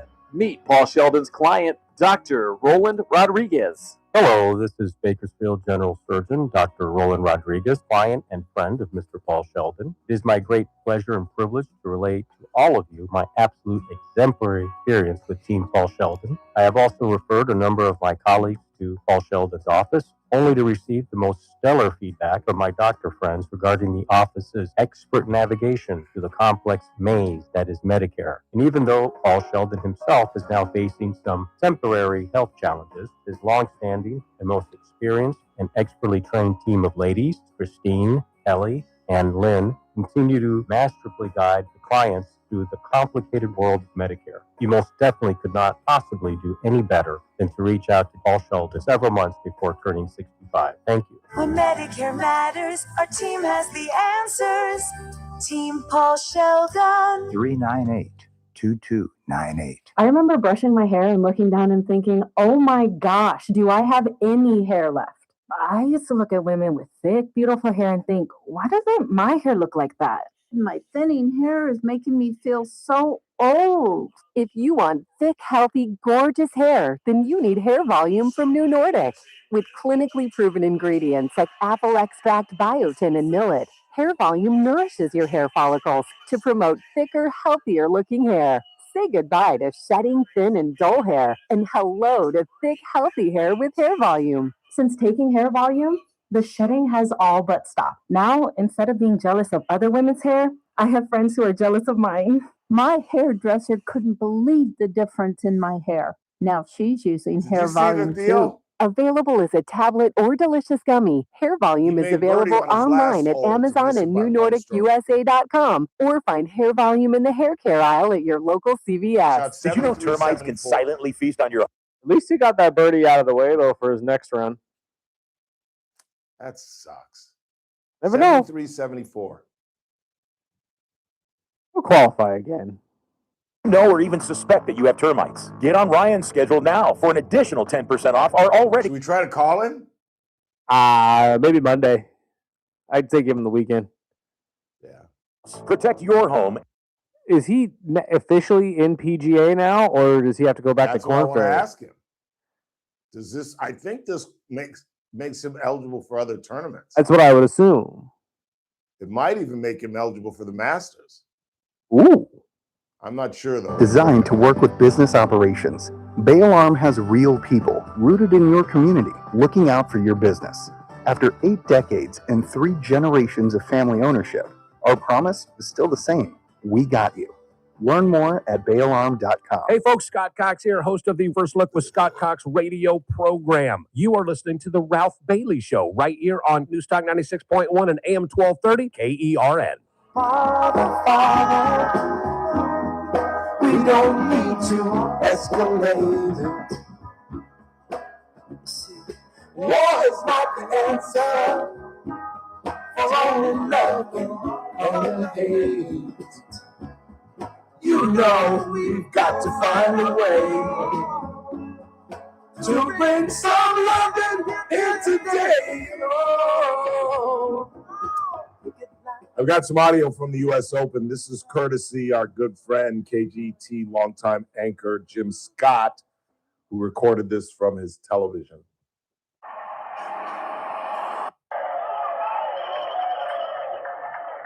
Could not ask for a better start to this second round.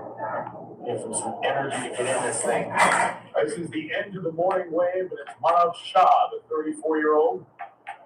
His college golf at UCLA has a win. PGA Tour of Team America. His career is going to finish his major championship at U.S. Open debut with a birdie. Not going to make it to the weekend, but has his moment. Makes a birdie at 18 to wrap up. Manav Shah. He was 1 stroke off from playing tomorrow. And I think that's the only birdie he made in the 2 days, I believe. And he made it on his, 36th hole. 1 shot. And what's a shame is one player is keeping him from playing for the weekend because the field is at about 3 under par, which would have allowed Manav to make the cut easily. But one guy, Wyndham Clark, is above the field. He shot a 6 under on the first day, 64. It's par 70. And it's virtually impossible. Even Tiger had difficulties putting 2 rounds together, 2 really good rounds. So he shot a 1 under. So he's 7 under for the tournament, which makes the cut that much further away. I'm seeing here from ESPN the projected cut's 3 over. Oh, it's gone down to 3 now? Yeah. Who's the leader? It's still Clark at 7? So there must have been a ton of players that have made it inside that adds the lead. So I missed it by 4 shots then. Still, 4 strokes. I have to get on that plane and think of 4 strokes. If I just had made that double, because he made a double, I think, on the front today, to have to sit there on a plane and just think 4 doggone strokes. That's too bad. But we're really proud of this kid. And it'll be interesting. We hope to talk with him on Monday, but it'll be interesting to see what does qualifying for the U.S. Open qualify you for, or does it? I'm not sure. I would assume it does, but we'll have to wait and see. But 73, 74 at Shinnecock Hills, a course that he's never seen before. It's pretty amazing. It really, really is. And I think we're going to see this kid. I really do. Of all the players, Bavik and Stephen Hale and Neil Batista, and Jared Kaneshita, and all the young pros that are really good players, I think Manav's a little different. I think he's played big-time college golf. You know, I thought he went to San Diego State. He did, but then he transferred to UCLA, and he played with Patrick Cantley, and he played with Jake Knapp, guys that we've seen here at BCC, and guys that are on the tour and doing well. I think he's just now coming into his own. He's 34 years old, and I think there was some maturing that had to go on. And I don't mean personally, I mean in golf. Not everybody gets there at the same time. And that 34 age, those young 30s, it's the downside for most athletes, but for golfers, it's kind of your prime years. And then it starts to fade right around 40, but you know, you can still be very, very competitive in your mid-30s, and that's right where Manav is. And I got a feeling we're gonna hear about him again. We truly are. That's really disappointing, though. It really, really is. I thought he had a chance. I really did. But they've moved the cut down to 3. Yep, 3 over. God. Top 60 are all under 3 over right now. 3 under or over, I mean. Yeah, it's the first 60. If it's not, otherwise it would have been 10 shots lower. But again, if Clark isn't at 7, right, that number drops. You know, if he's at 3 under with the rest of the group, is anybody else close with him? He's got a 4-shot lead, and so he's over at 3? the next guy. Oh, somebody's at 4? No, last I saw was at 3. I think it was Shoffley. Yeah, let's hear the leaderboard. Let's see. So we got Wyndham Clark, like we said, at 7 under. Shoffley, Stevens, and Fitzpatrick all at 3 under. Are they in the clubhouse? They're all in the clubhouse. Okay. Marikawa at 2 under with Kim. The LA boy, Colin Marikawa with the Flint Ridge Prep, my high school rival. Marikawa was 5 under today. To get him back in because he was, 3 over yesterday? So he's 2 under for the championship? Kim is still going, though. He's through 15, so he's got a chance to move up. Justin Thomas, Higgs, Burns, McNeely, all tied for 7th at 1 under. Wow, I don't hear Rory because he was at 3 under at one point. Where's Rory? Rory's even. Wow, he spit the bit. Because when I was at the house, he was 3 under par. You can click onto him and see how he finished. Because he had to go bogey, bogey, bogey. He bogeyed, it looked like 10, 11, and 12. That's what I said, bogey, bogey, bogey, because I knew he was 3 under when I walked out the door. Wow. Yeah, he bogeyed, and he double bogeyed 15. Really? Wow, he's lucky to be even. Yeah, because he bogeyed 10, 11, and 12, came back with 2 birdies in 13 and 14, and then double bogeyed 15. See, that's just not.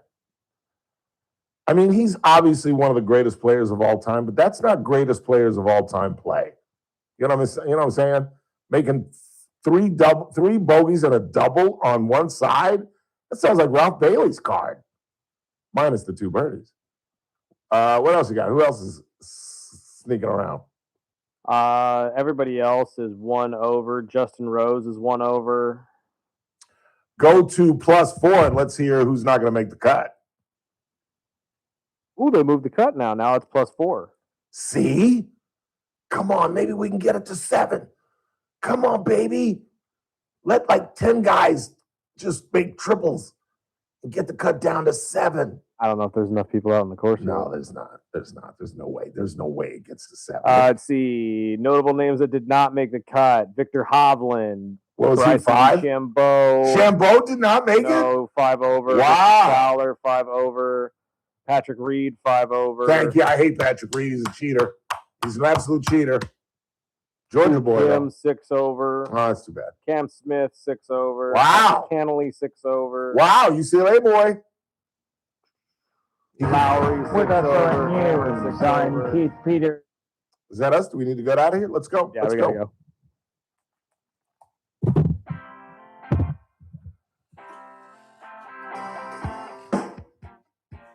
Man, but filling up is still more expensive than it was before the conflict began. According to AAA, a gallon of regular gas is now averaging at $3.99. It's the first time since March that prices have been that low. Maritime data company Lloyd's List Intelligence says major ship owners have begun moving vessels through the Strait of Hormuz. For the first time in 110 days, ships owned by major companies are transiting the strait after effectively being marooned there since February. The strait is a critical passageway for the world's oil and natural gas. And he birdies the 18. This is SRN News. Jesus. You've probably heard all those ads for life. Kern Radio, News Talk 96.1 and AM 1230, KERN. Headlines from the KERN newsroom.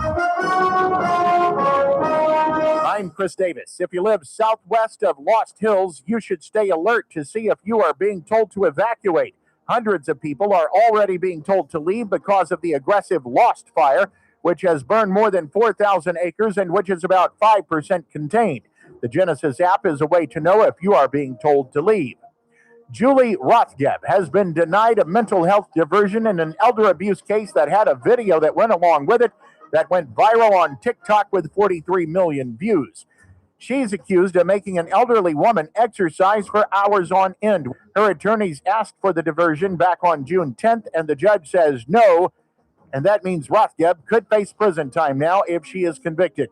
I'm Chris Davis in the KERN newsroom with news every half hour and when it breaks on News Talk 96.1 and AM 1230, KERN. Hey, it's that man again for Sangera Subaru. You know, the world's biggest tournament is here. And this summer, Sangera Subaru is bringing all the excitement home. So they're kicking it off with some incredible offers on new Subarus all month long. Right now, lease a 2026 Outback Premium CVT for $229 a month for 36 months and $5,014 due at signing. Plus, every Subaru comes standard with symmetrical all-wheel drive. So don't miss your chance to drive something new during soccer's biggest event of the summer going on right now at Sangera Subaru. So stop by, see my good friends Damon Culbertson and Hassan Levy, and test drive a brand new Subaru. Sangera Subaru, paving the way for a better community. 5500 Gasoline Alley Drive in the Bakersfield Auto Mall. Lease 2026 Subaru Outback Premium CVT with TSRP $37,287, $229 per month plus tax for 36 months. Total lease payments $8,855, $5,014 total due at lease signing. Includes first month's payment, excludes tax, title, license, and $85 document fee. Total lease cost $13,869, excludes tax and fees. No security deposit. Lease based on 7,500 mile per year, 15 cents per mile over. Available to qualified customers through Subaru Motor Finance on approved credit. Expires June 30, 2026. Excludes optional equipment and dealer installed accessories. VIN number TY514370. First Look with Scott Cox, morning 6 to 9 a.m. On the Monday edition of the First Look program, we will talk jobs with America's Job Center at Kern. We got the hot list. We have new producer number 706. We got news. We got traffic and weather. It's all happening at 6 to 9 a.m. right here at News Talk 96.1 and AM 1230 KERN. News Talk 96.1 and AM 1230, KERN. Hey, it's JR Flores. Catch my show, The JR Show, starting at 1 p.m. Now back to the Ralph Bailey Show on News Talk 96.1 and AM 1230 KERN.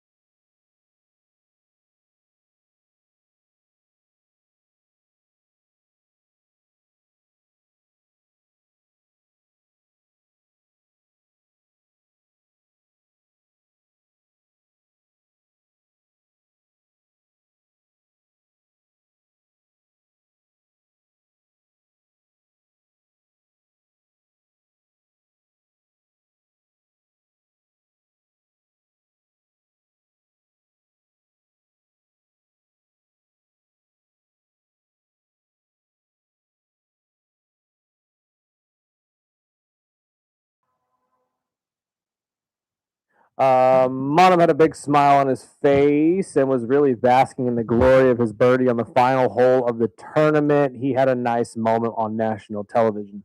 Yeah, I saw that. Jim Scott put it on Instagram. That's the audio that I played. You didn't see the video, but yeah, he did seem happy, and he should be. 73, 74 at a first look at Shinnecock Hills and a U.S. Open where the fairways are like 15, 20 yards wide and the rough is like 3-4 inches deep. And he's playing against the best players in the world. And, you know, he played as well as Bryson DeChambeau, played as well as Ricky Fowler. So there's no reason why he can't get on a heater and qualify for other tournaments. And again, we're not going to bug him today. I thought about it, but, you know, he's trying to decompress and get on a plane, be with his family. You know, we talked to Jim Park, the head pro out of Bakersfield Country Club yesterday, and he told us that some of the members went back with him, obviously his family. And so I'm sure they're just going to maybe spend the weekend in New York. That's what I would do. They're out on Long Island. They probably got an Airbnb, you know, take the train or something into New York and experience New York for a little while. Hell, I'd do the whole East Coast if I were them. I really would. I'd take some money, maybe take a train down to D.C., enjoy the East Coast while you're here, you know? Maybe go to Boston. It's a little bit closer than D.C. But yeah, he looked very happy. He smiled because he had it was about a 20-footer, it looked like, that he sank for birdie. And as Chris noted, the cut has slid down to 4, but that's still 3 strokes off of where Monum is. It's par 70. They removed a couple of the par 5s. So he shot 73, 74, which is incredibly impressive. Even if it was the U.S. Open at Bakersfield Country Club, it would be incredibly impressive. But to think this kid saw the course for the first time like 5 days ago. Are you kidding me? That's about as impressive as it gets. It really is. What else you got? Ralph, do you remember Clifton's restaurant in downtown LA? I remember it as a kid. I went a couple of times with family. No, I didn't really. When I was a kid, the only reason we were downtown was either you were going to federal court, you were going to the government district, or that was about it. That was or passing by going to Dodger Stadium, or maybe you were going to Chinatown or something like that. But now my mother lives downtown, and they're trying to resurrect it. From what I understand, my mother tells me it's going backwards, that it had like a kind of a renaissance period where they were investing, as many cities are, as I guess we're trying to do. I know Cleveland did it. Many of the major cities have done it by putting ballparks in their downtown and built outside of that, you know what I'm saying, with restaurants and places to hang out either before or after the game. But my mother tells me that downtown is kind of reverting, that many of the condos are being turned into business buildings, and some of the business buildings are turning into hostels for the homeless. And the lack of Karen Bass's ability to clean up the homeless has run business folk out of downtown, and that growing living residential part of downtown. Because again, like I said, in the 20th century, there really was no residential portion of downtown. Even today, when I tell people my mother lives downtown, they're like, "We're downtown? Really? Where?" But no, I've never really spent a lot of time. The only place downtown I've ever gone is that really famous Mexican restaurant kind of by USC that I always forget the name. I took Lori there once. But I really don't go downtown. I've been to Staples. I've been a couple of places down there. And when we go to Dodger games, when I go with Chet and the boys, we have a place that we stop and have dinner at. But when I go with Mike, Big Dog, once a year, April 15th, we have dinner at the stadium. So we don't really get outside of the downtown area. I'll tell you the best kind of tour of downtown and around Dodger Stadium was when I went with Mario. And his daughter at the time was working for Frank McCourt. And McCourt was gone already. The Guggenheims had taken over, but he still owns the parking lot, and he still had a suite. And Mario's daughter had access to it. And we took this circuitous route to get to Dodger Stadium, like through Glendale and through Echo Park and through that area, Chavez Ravine, which was Chavez Ravine. And I was in an area of Los Angeles I had never seen before in my life. But there are a lot of, I'll tell you, that's the one thing I miss about Los Angeles. It's just the food everywhere you go is incredible. And some of the best restaurants in LA are dives. I'm telling you, the best sushi joint in LA. And the reason I know this is because I have never been there without seeing a major celebrity, is in a mini mall where there's a 76 gas station in the mini mall. And it's upstairs. You know how those mini malls they'll have like a gas station downstairs, they'll have some stores downstairs, and then they'll have like a second floor upstairs, and they're like suites. Well, one of the suites is a sushi joint, and it's the best sushi joint in LA. It's right kind of between Venice and Marina Del Rey, but not really kind of Marina Del Rey, more like Venice. But yeah, it's kind of near Marina Del Rey. And it's got the best places down. And there's not a bad restaurant in the Marina. There's just not. The Chart House, the Cheesecake Factory, the Warehouse. There used to be a black place, soul food restaurant called, oh God, what's the name of that place? Aunt Kizzy's Back Porch. Aunt Kizzy's Back Porch. It's a great soul food restaurant right there in the Marina. Love it, love it, love it. But yeah, I don't, even when I go see my mom, I don't really stay downtown. I stay near the airport because my mom's place is a little small. And so I stay at a hotel near the airport. I don't like downtown, to be honest with you. What else you got? Schools get both Mondays off in February and today off in summer school. That's crazy. See, I told you. They get both Lincoln and Washington, and they get Juneteenth.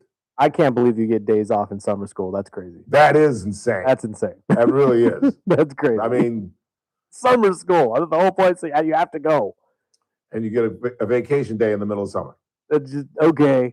Yeah, that don't make no sense. That don't make no sense. I wondered why Olivia was home today, my upstairs neighbor. What else? I just got one more here. It says, how do you despise someone you still voted for? So it's for the party, not the country? No, it is for the country because there's no Democratic. If there was a Democratic candidate that was moderate, but my choices the 3 times that I voted for somebody that I don't like character was Hillary Clinton, Joe Biden, and Kamala Harris. Really? You have to ask why I voted for a guy that I agree with in terms of policy, but I just don't like his character.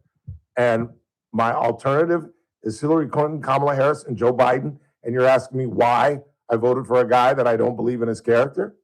With those alternatives? Hillary Clinton? That woman is a criminal, period. I believe in my heart, not like a conspiracy partisan Republican, in my heart, when I was a liberal Democrat. One of the reasons I left the Democratic Party was because of the Clintons. When I moved here in 1992 as a 30-year-old, good-looking young liberal kid, I was a liberal. I was an ultra-liberal and was so proud that I could finally vote for a winning president. Bill Clinton was the first winning president I ever got to vote for, and adored him and his wife, and defended her on the radio. I started radio in 99, 98, and defended the Clintons.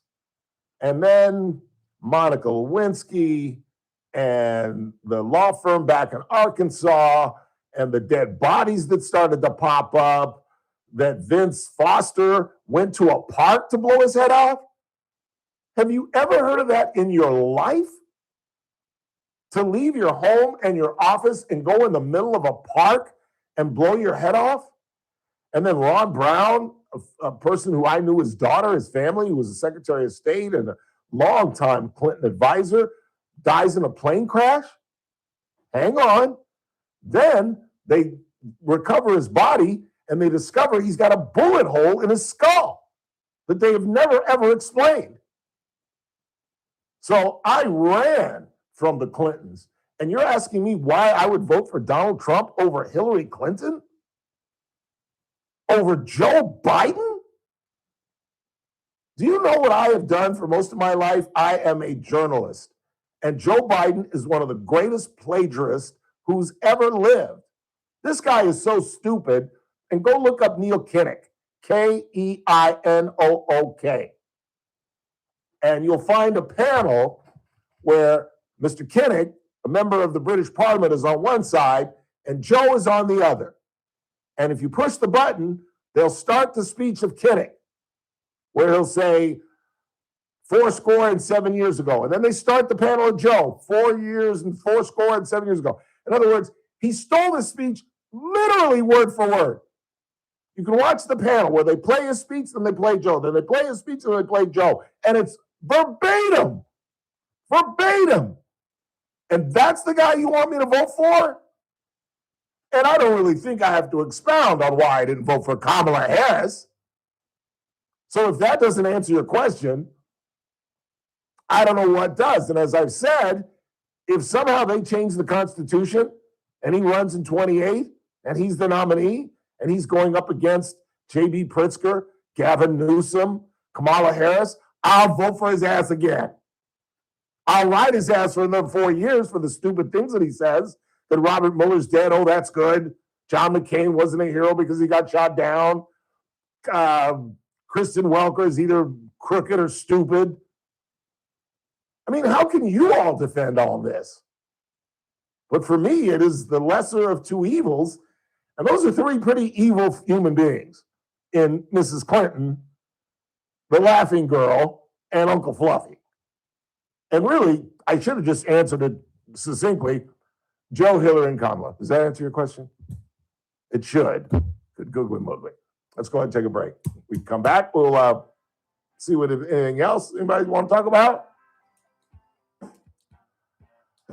I will explain how Luigi Mangione has changed his plea, or at least the way they're going about the defense. And we'll talk about Donald Trump's brand new plane. You'll hear from Joy Reid. You'll hear why Carlos Mencia is going to prison.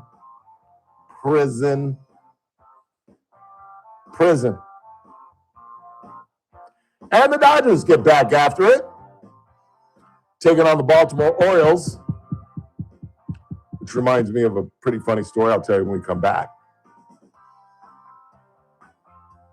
In the meantime. Oh, and guess what's on tonight? Love After Lockup?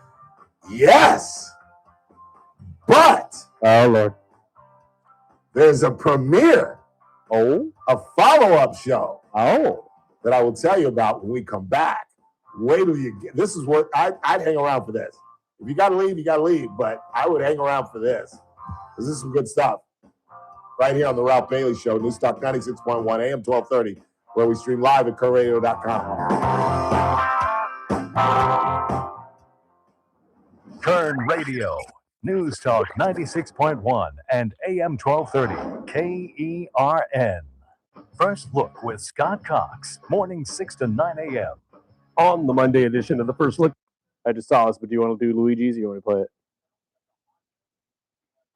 Play it? All right. 6. We got news, we got traffic and weather. It's all happening 6 to 9 a.m. right here at News Talk 96.1 and AM 1230, KERN. News Talk 96.1 and AM 1230, KERN. I think there's one thing that we can all agree upon, those of us who have visited Luigi's Restaurant and Old World Delicatessen, and that is that the warehouse has been an absolute game changer. I know there's some folks that have never been to Luigi's, but have been to the warehouse, and there are a number of events and fundraisers and all kind of things that go on there. And Gino serves up the Chateaubriand with the Saco beans. Are you kidding? With the chicken choice as well? Where would you rather be? And of course, I've told you how to go about Luigi's on a Friday or a Saturday. I'd start in the deli and check out some of the Italian wines. Talk to Lynette. She's one of the best sommeliers you'll ever run into. So who do we Then play go have a now? cocktail with Julie as you're waiting to be seated. And then maybe go out to the Bailey bar or inside. It's a little hot these days, but where would you rather be than at Luigi's Restaurant and Old World Delicatessen, longtime sponsor of the Ralph Bailey Show.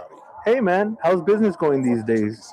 Oh, not that good. I'm really struggling to find qualified employees for my business. But I got culture scene. Oh so I'm not really? worried. I'll be Have you right tried there. reaching out to Employers Training Resource? They understand that having the right No, staff we do can not. significantly impact your company. Really? How can they assist me?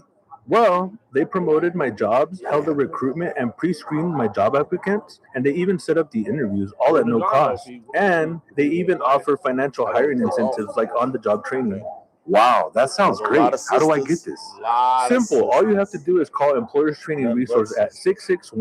661-325-HIRE. That's 661-325-4473. My luck. Or visit their website at employerstrainingresource.com. This Workforce Innovation and Tyra Opportunity Act is- Equal Opportunity Employer Program is funded by the U.S. Department of Labor's Employment and Training Administration. For full federal funding disclosure details, visit employerstrainingresource.com/WDD/federal-funding-disclosure. Auxiliary aids and services available upon request. Step into the spotlight at the all-new and always thrilling Hard Rock Casino Tejon, just 15 miles south of Bakersfield. Play your favorites across over 2,000 slot machines, plus baccarat, blackjack, roulette, and craps. And with Unity, whatever you do, you get rewarded. Play here and redeem at other Hard Rock properties. Enjoy live entertainment, exceptional dining, and energy only Hard Rock can deliver.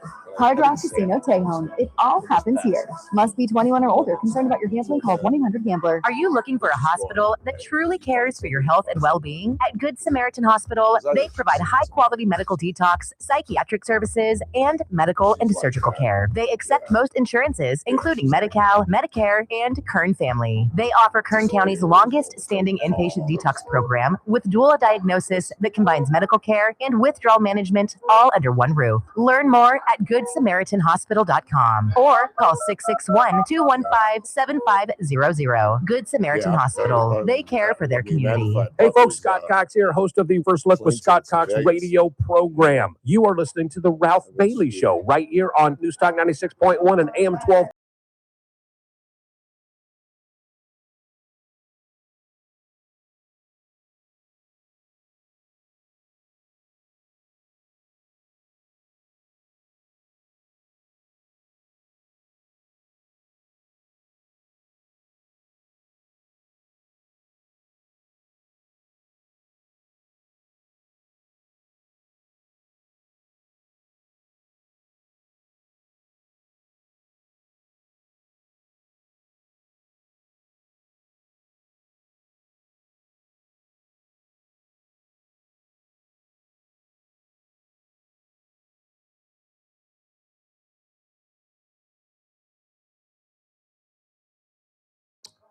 But get this. From Love After Lockup, Okay. they have spawned a new series. Oh Lord. Yes. That's the correct word. You will not even believe the title, let No alone way. the topic. The title is This is Polly. And it's Okay. about because in the Love During Lockup is when they meet. And at the climax of Love During Lockup is that they come out, and then that leads into a series, because that's where they get you hooked. Yeah. They hope. I don't watch Love During Lockup because it's horrible. I like it when they come home and mama's purse is missing. Oh, what? And I did it? Baby, you went away for burglary. You know what I'm saying? So I didn't watch Love During Lockup, although I did, thankfully, because I caught this episode where this couple, because remember, the culmination is they're coming out of jail. So this couple has been in contact with this girl, although they've used the wife to stay in touch with her. But now that they're out, they've kind of, in the last 2 episodes of During Lockup, they've embraced her and she's embraced them.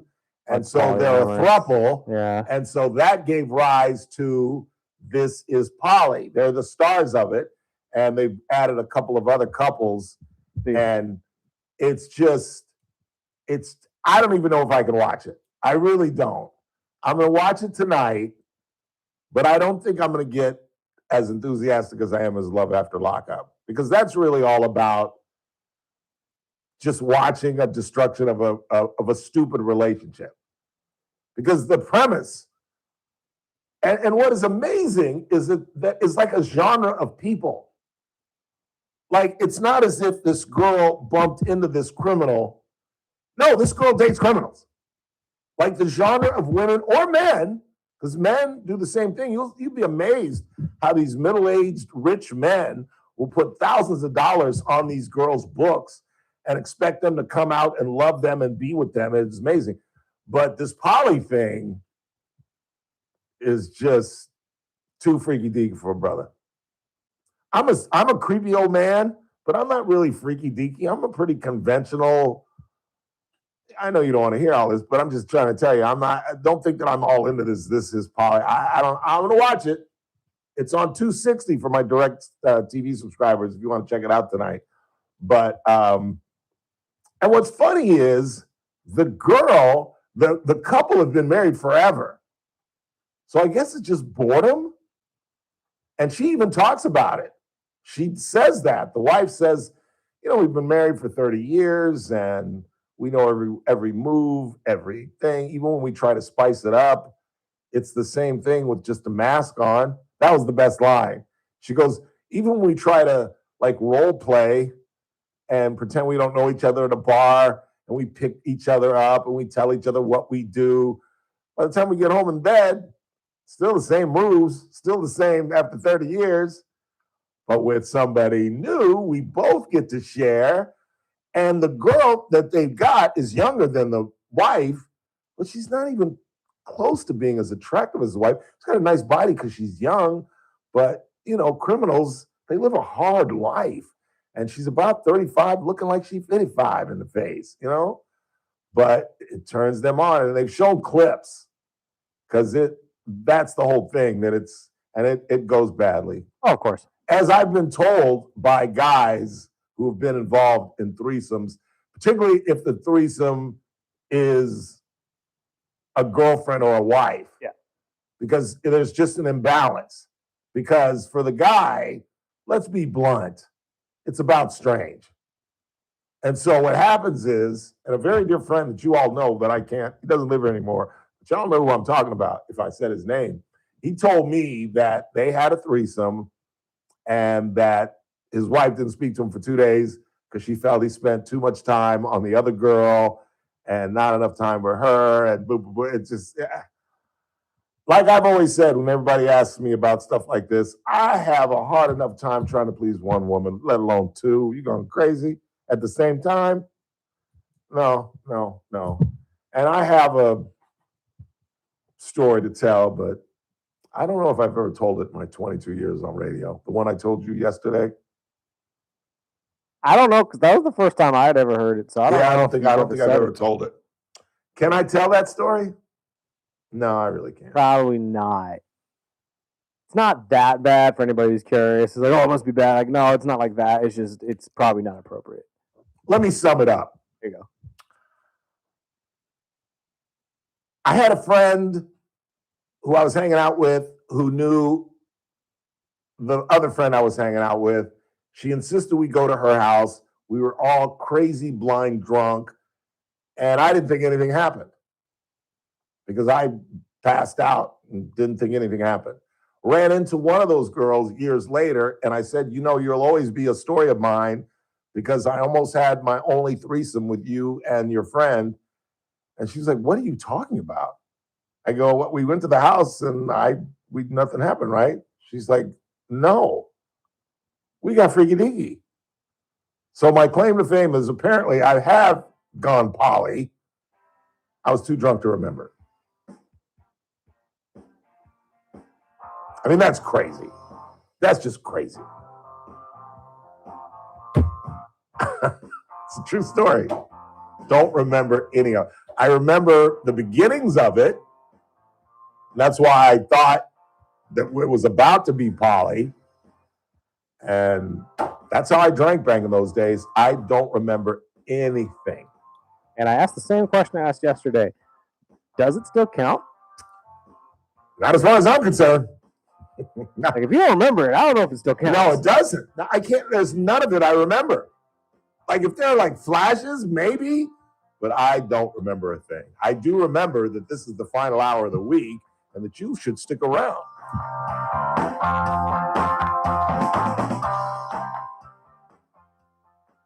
Kern Radio, AM 1230, KERN, 96.1 FM, K241CI Bakersfield, an American General Media station.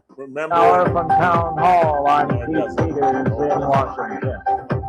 Israel and the Iran-backed Hezbollah militant group agreed to halt the heavy fighting in southern Lebanon that had threatened to unravel an interim peace agreement between the United States and Iran.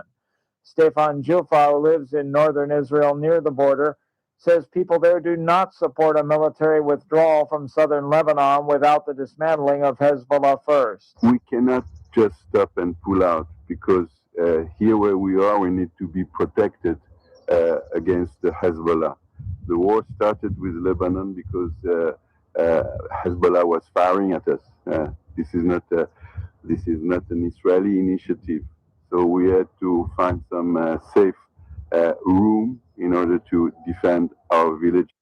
President Trump is showcasing the new Air Force One at Joint Base Andrews near Washington. The former Qatari-owned jumbo jet has the robin's egg blue exterior of the old plane with the underbelly painted navy blue with a red stripe above it. The tail has a massive American flag on it. This plane was transformed into a flying White House at a level of luxury that nobody's ever seen before. President Trump spoke after stepping off the new plane at Andrews Air Force Base. He confirmed he would be taking the new jet to the NATO summit in Turkey next month. This is a so-called bridge jet until a new Air Force One arrives from Boeing in about 2 years.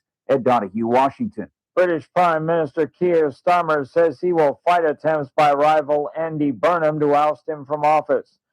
Starmer said on Friday that he was elected on a mandate for change and will not walk away. He will run in a leadership contest if one is triggered. Burnham is looking to replace Starmer as head of the Labour Party. More at townhall.com. This is an important notice to all U.S. taxpayers. The IRS is giving away billions of dollars in tax savings through a federal program called the Fresh Start Initiative to aid delinquent taxpayers. This initiative was established for anyone facing financial hardship and unable to pay their back taxes. Qualifying and enrolling in this program will stop all collections, settle your delinquent tax problem, and even reduce what you owe by thousands of dollars. Call the hotline at People's Tax Relief to see if you qualify and get this free information by dialing 800-419-2387. If you have unfiled tax returns or cannot afford to pay your personal or business back taxes, you can now get the help you need. One simple phone call can resolve your tax problem and save you thousands of dollars. To see if you qualify and to get this important free information, call 800-419-2387. 800-419-2387. 800-419-2387.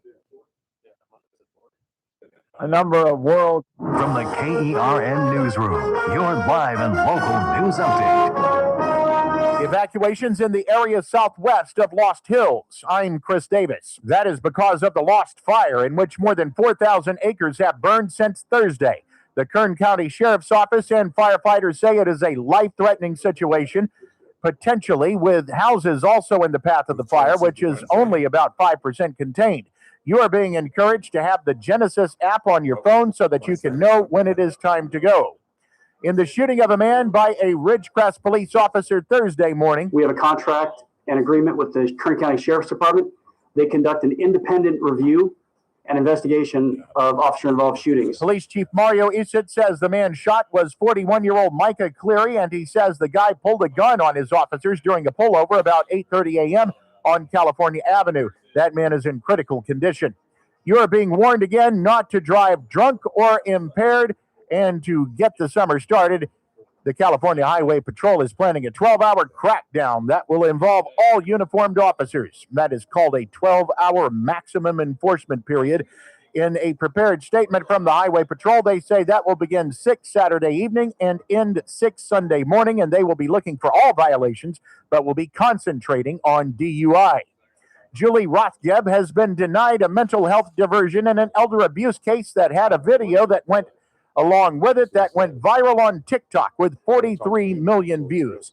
She's accused of making an elderly woman exercise for hours on end. Her attorneys asked for the diversion back on June 10th, and the judge says no dice now, and that means Rothgeb could face prison time if she is convicted.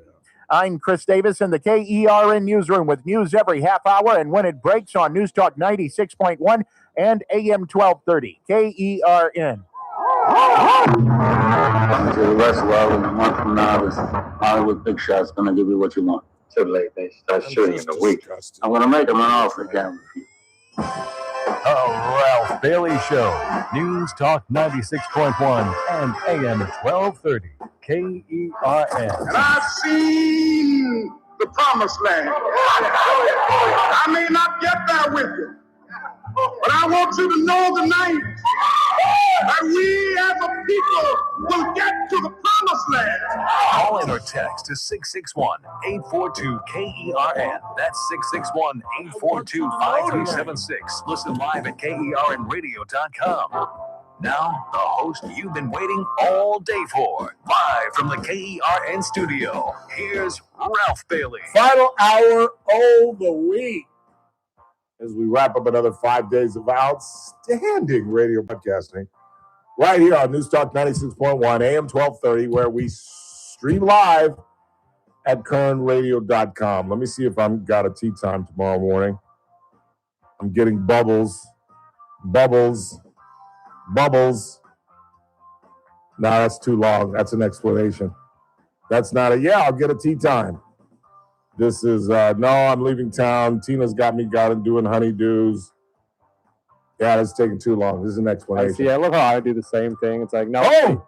Oh? Yeah, I'm thinking about it. I haven't played in 3 weeks. Ooh, I get in his pocket. He hasn't played in 3 weeks. Is it zucchini? Yeah. I'm thinking about it. Let's go. Tell me shot in the 80s the other day. It'll get enticing. Have you lost your mind? No, I mean the other way. Dude, I sent him my card. Have you gone crazy? Oh, true. I sent him a picture of the card and told him, I gave him a whole description. Told him I almost got in Sam's ass. He's an 8 handicap. He only beat my 2 strokes on the back. We played match. He had me down Dormy he had me down 2 going to 16. I totally gave away 16. He snaps it in the woods. I'm dead in the center, but it leaks left. I'm in the fairway, but my feet are in the trap. So it's below my feet, and I hit either a wedge or a 9-iron, 80 yards. I hit it about 65 yards. And then so now I'm laying 2.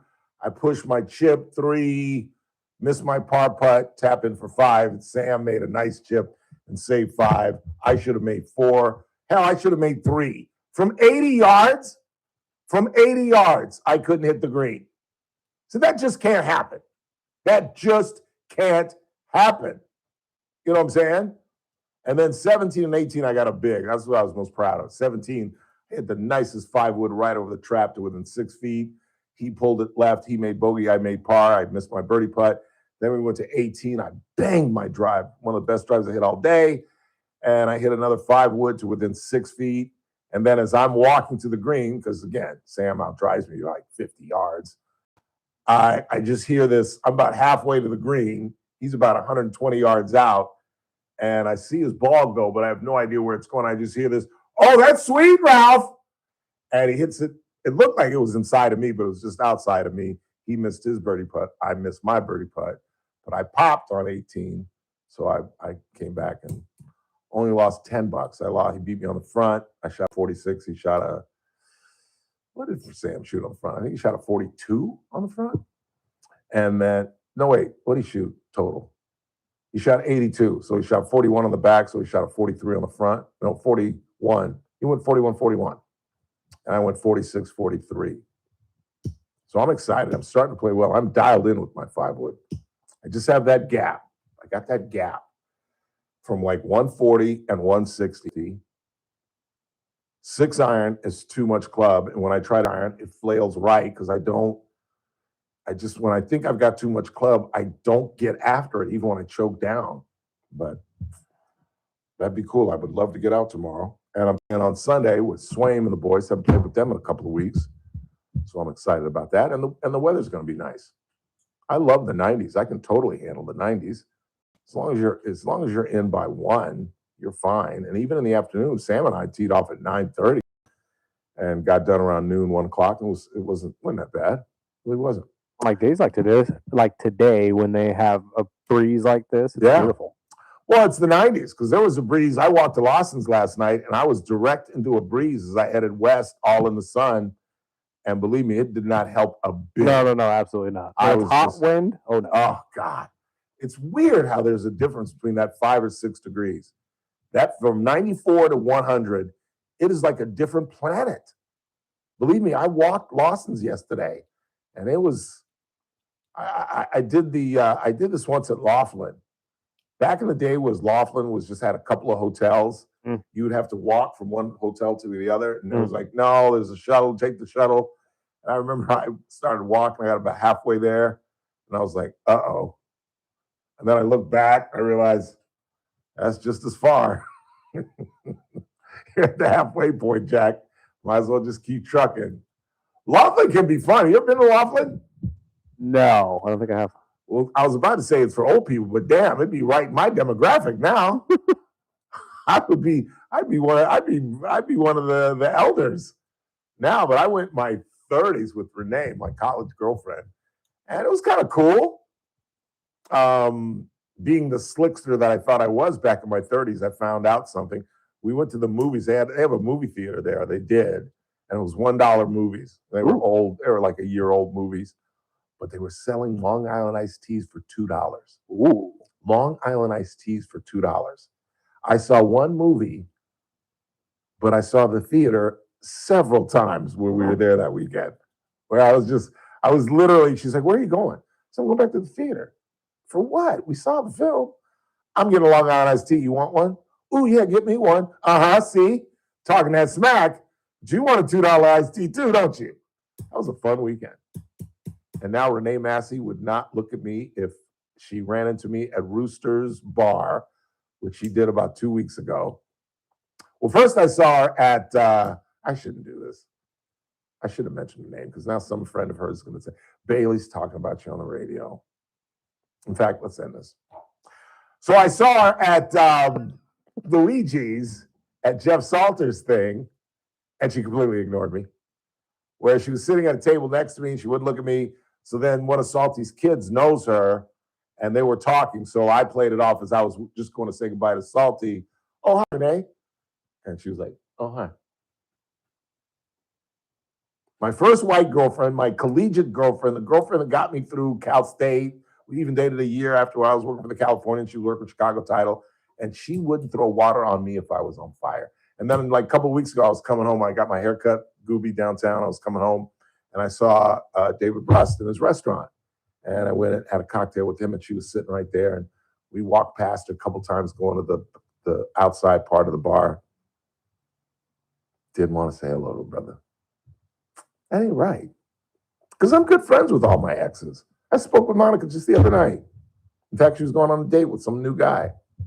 And I was like, he ain't worth it. She just started laughing. I'm friends with Carla. I saw her recently.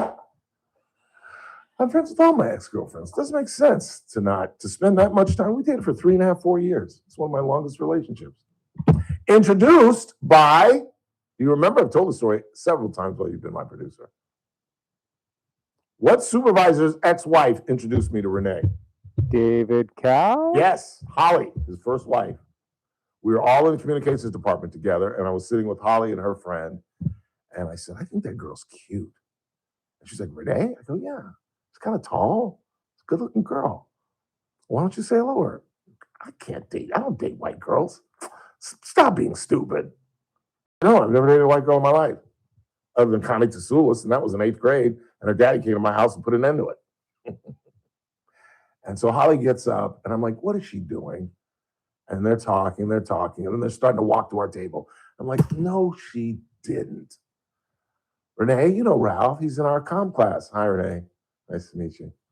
And our first date was at Don Pericos. We both lived in the Northeast at the time. I feel so bad for her because somebody's going to, don't go back and bug her with this. She hates me. Why would you? If you're truly a friend of hers, don't bring this up. It's just going to piss her off. It's not me being mean. I got a radio show. I got 45 minutes to fill. But you're being the jerk if you go back and say, your Bo from Cal State was talking about it. It's just going to make her mad. And it's not like she's listening. I know that much. You got anything on the board? Yeah, I got it. All right, let's take a break. We'll come back and do that. It's a slow day on the Ralph Bailey Show. I'll concede. I've just been rambling. We had no guests. Mr. Bentley is gallivanting in Los Angeles. Who knows where Teresa Goldner is?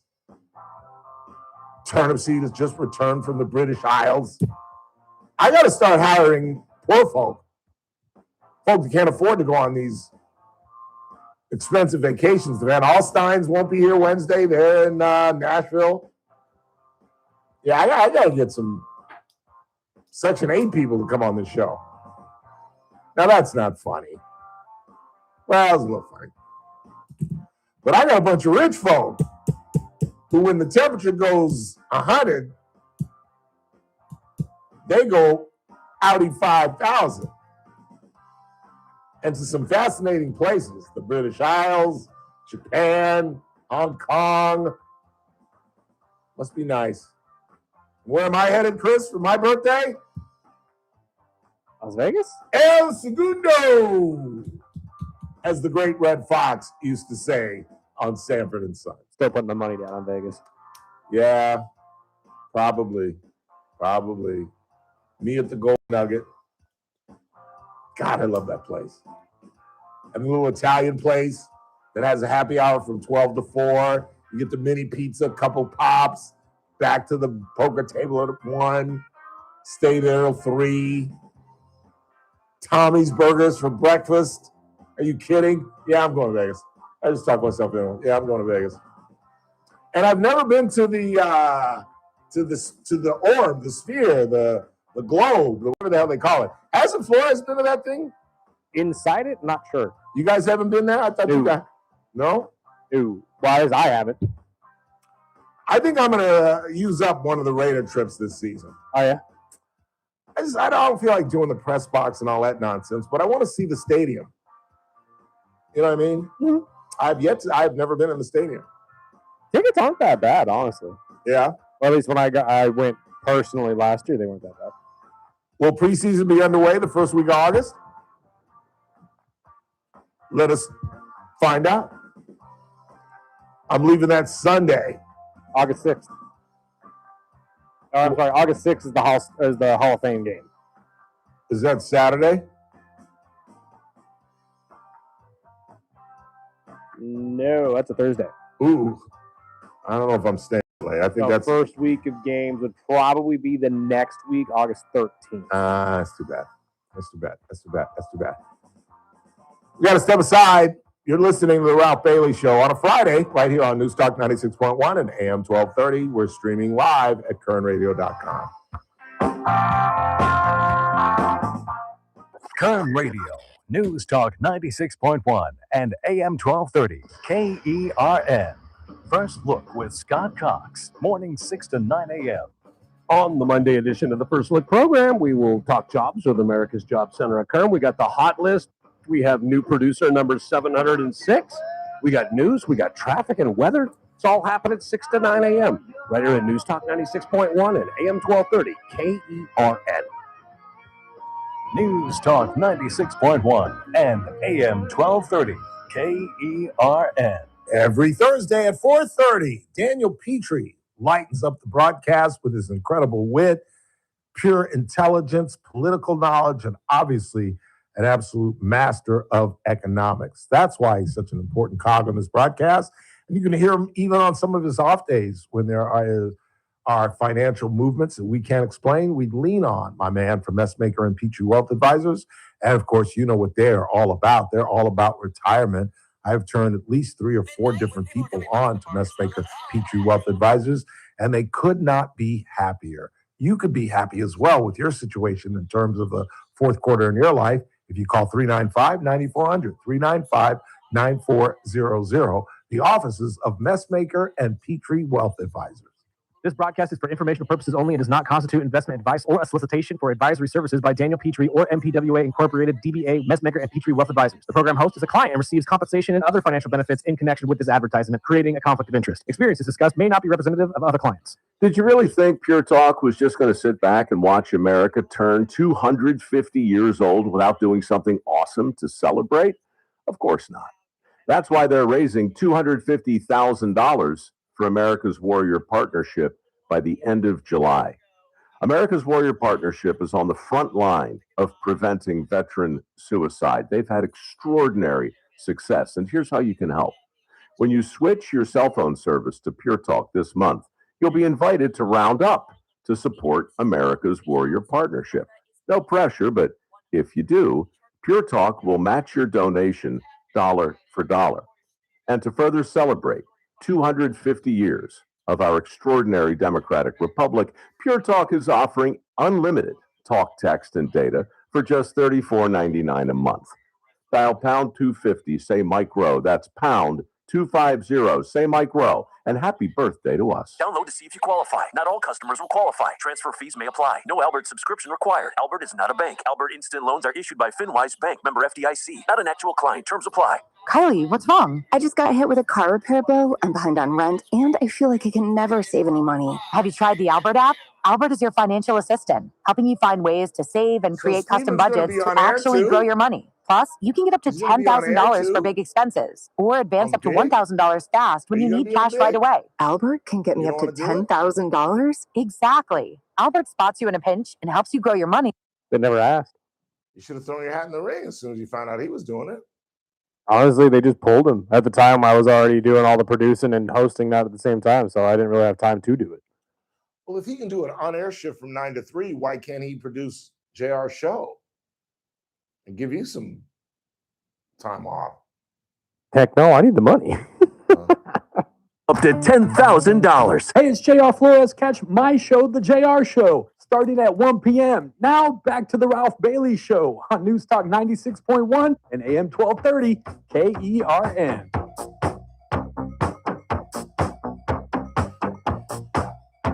Won't you take me to? Sorry. Won't you take me to Funky Town? Won't you take me to Funky Town? Won't you take me to? Where is Funky Town? I've never been to Funky Town.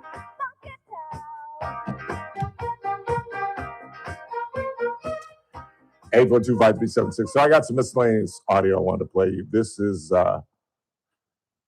she's just a despicable person. I've never met her, but from her show and her proclamations and this incredible speech, there's no other conclusion that you can make that she's just a god-awful person.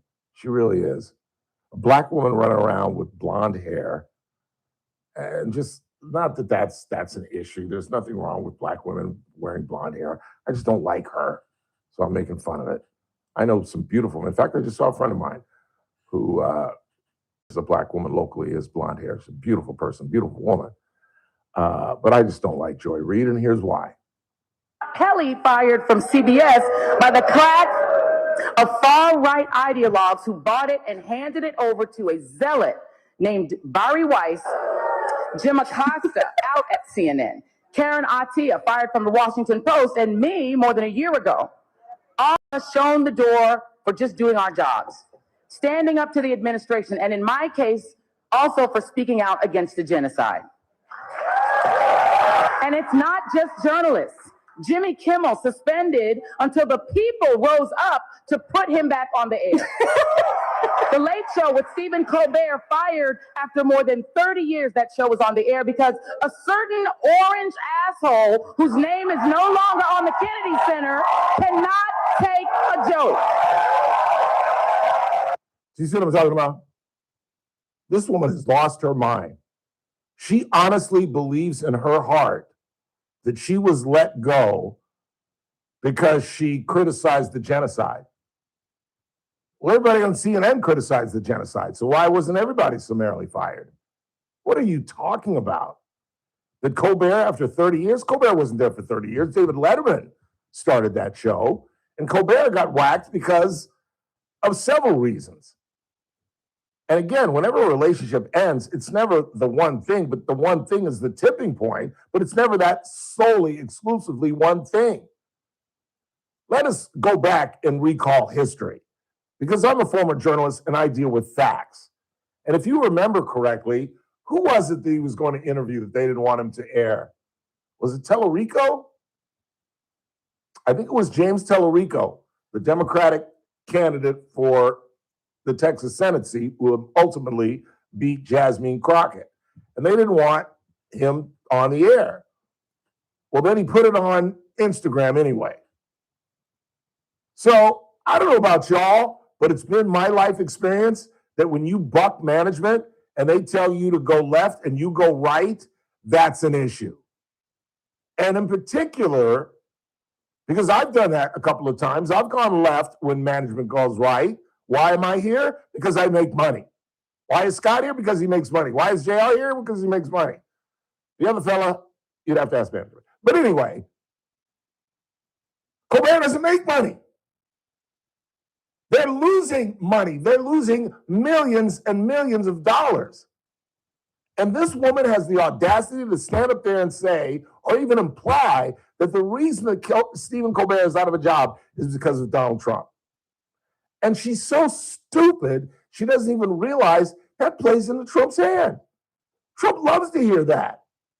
Trump loves to hear that he has the power to change media, to get rid of Pelley, to get rid of Jim Acosta, Don Lemon, Joy Reid, all because he can't take a joke.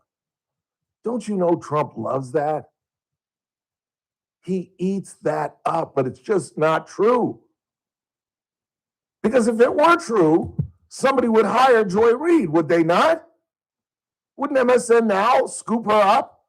Wouldn't somebody put her on the air? No. Don Lemon? No. Other people have been fired and gotten jobs. Other people have been whacked and moved along. But isn't it funny how Joy Reid can't get a gig? Now, everybody can fall back on the podcast. It doesn't take anything but a phone or a damn camera to do that. But I'm talking about a network gig. Nobody wants to touch Joy Reid. She's radioactive. She is her own problem, her own fault. She is a disaster. She's a race baiter. She's got Trump derangement syndrome, and she has no self-awareness. She has no idea who she is. She really doesn't. She truly believes that she's a popular, well-loved radio talk show host from the left, when in fact her numbers were horrendous. Horrendous. How can you have bad ratings and then complain when you get whacked? How is that possible? And yet she still has a big microphone. She's still out there in her blonde hair screaming that all these people got whacked and all these people got wronged and blah, blah, blah, blah, blah. Business is business. Negocio es negocio. And I have never heard a bunch of people, and it's always the liberals, complaining about getting fired. It's life. It happens. And it has nothing to do with who you are. Because at the end of the day, we're all business people. And we're all about, I don't know, what is it in the capitalist society? That's right, making money. And do you really think that Joy Reid was kind of bringing in money? And if she was, do you really think they would have whacked her? If Don Lemon was bringing in advertising and was making all kind of money for CNN, do you really think they would have whacked him? At the end of the day, you've got to help whatever company that is in broadcasting, whether it's television, radio, or print. You've got to figure out a way to help fill the satchel of your general manager, your sales manager, and ultimately your owner. And if you can do that, you can hang around for about 22 years. But if you can't, you get whacked, you get fired, you get another job, you get offered another job, you get fired again, you don't get along with the producer, you sit at home and you do nothing. It's the reality of it. People that can make money for their company stay employed. People that can't, don't. It's that simple.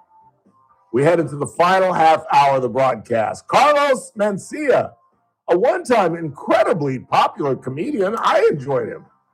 But then he went through that period where every comedian was claiming that he was stealing their jokes. And he got into a verbal fight with a guy on stage. And now he's likely going to prison.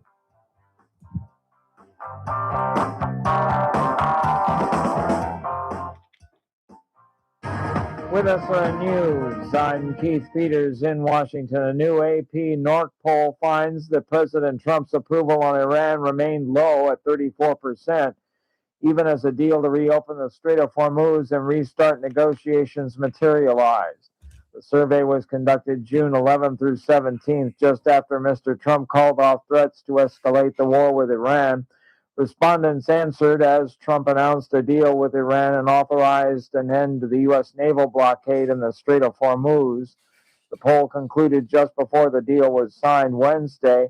Trump's overall presidential approval also held steady at 37%.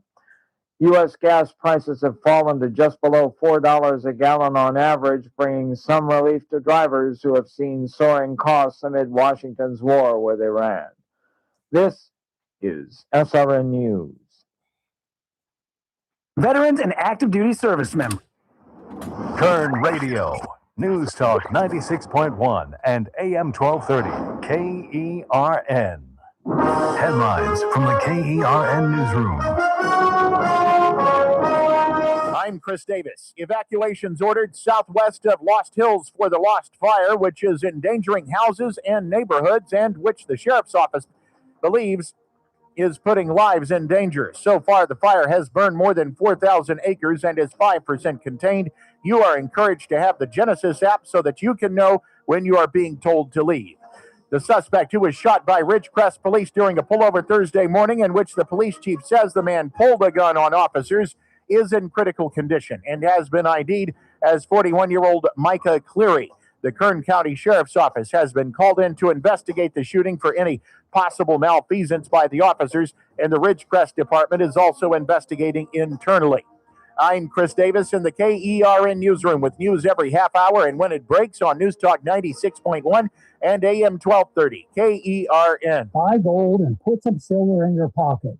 I know what you're thinking. Everything's expensive right now. How am I going to buy gold? It's Ron Paul. Nowadays, a lot of things are out of your control, but there is something you can do right now to diversify your retirement, and it doesn't cost you anything out of pocket.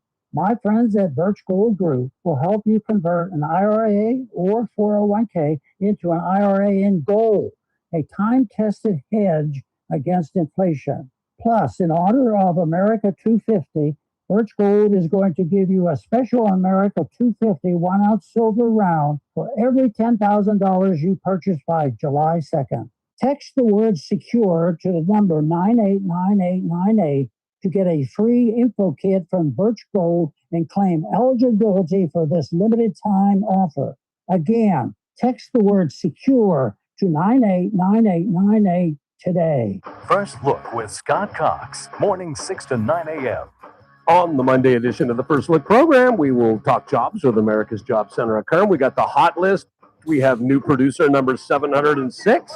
We got news. We got traffic and weather. It's all happening at 6 to 9 a.m. right here at News Talk 96.1 and AM 1230, KERN. News Talk 96.1 and AM 1230, KERN. Hey folks, Scott Cox here, host of the First Look with Scott Cox radio program. You are listening to the Ralph Bailey Show right here on News Talk 96.1 and AM 1230, KERN.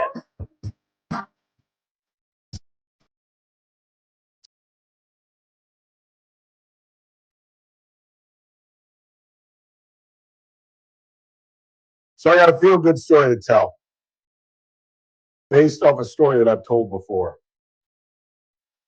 was talking to my mother. Please stand by.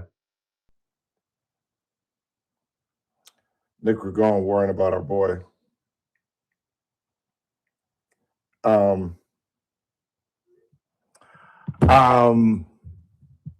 told you the story about how I'll be honest with you. At 63, you know who you are and you know your past. And I was a spoiled kid.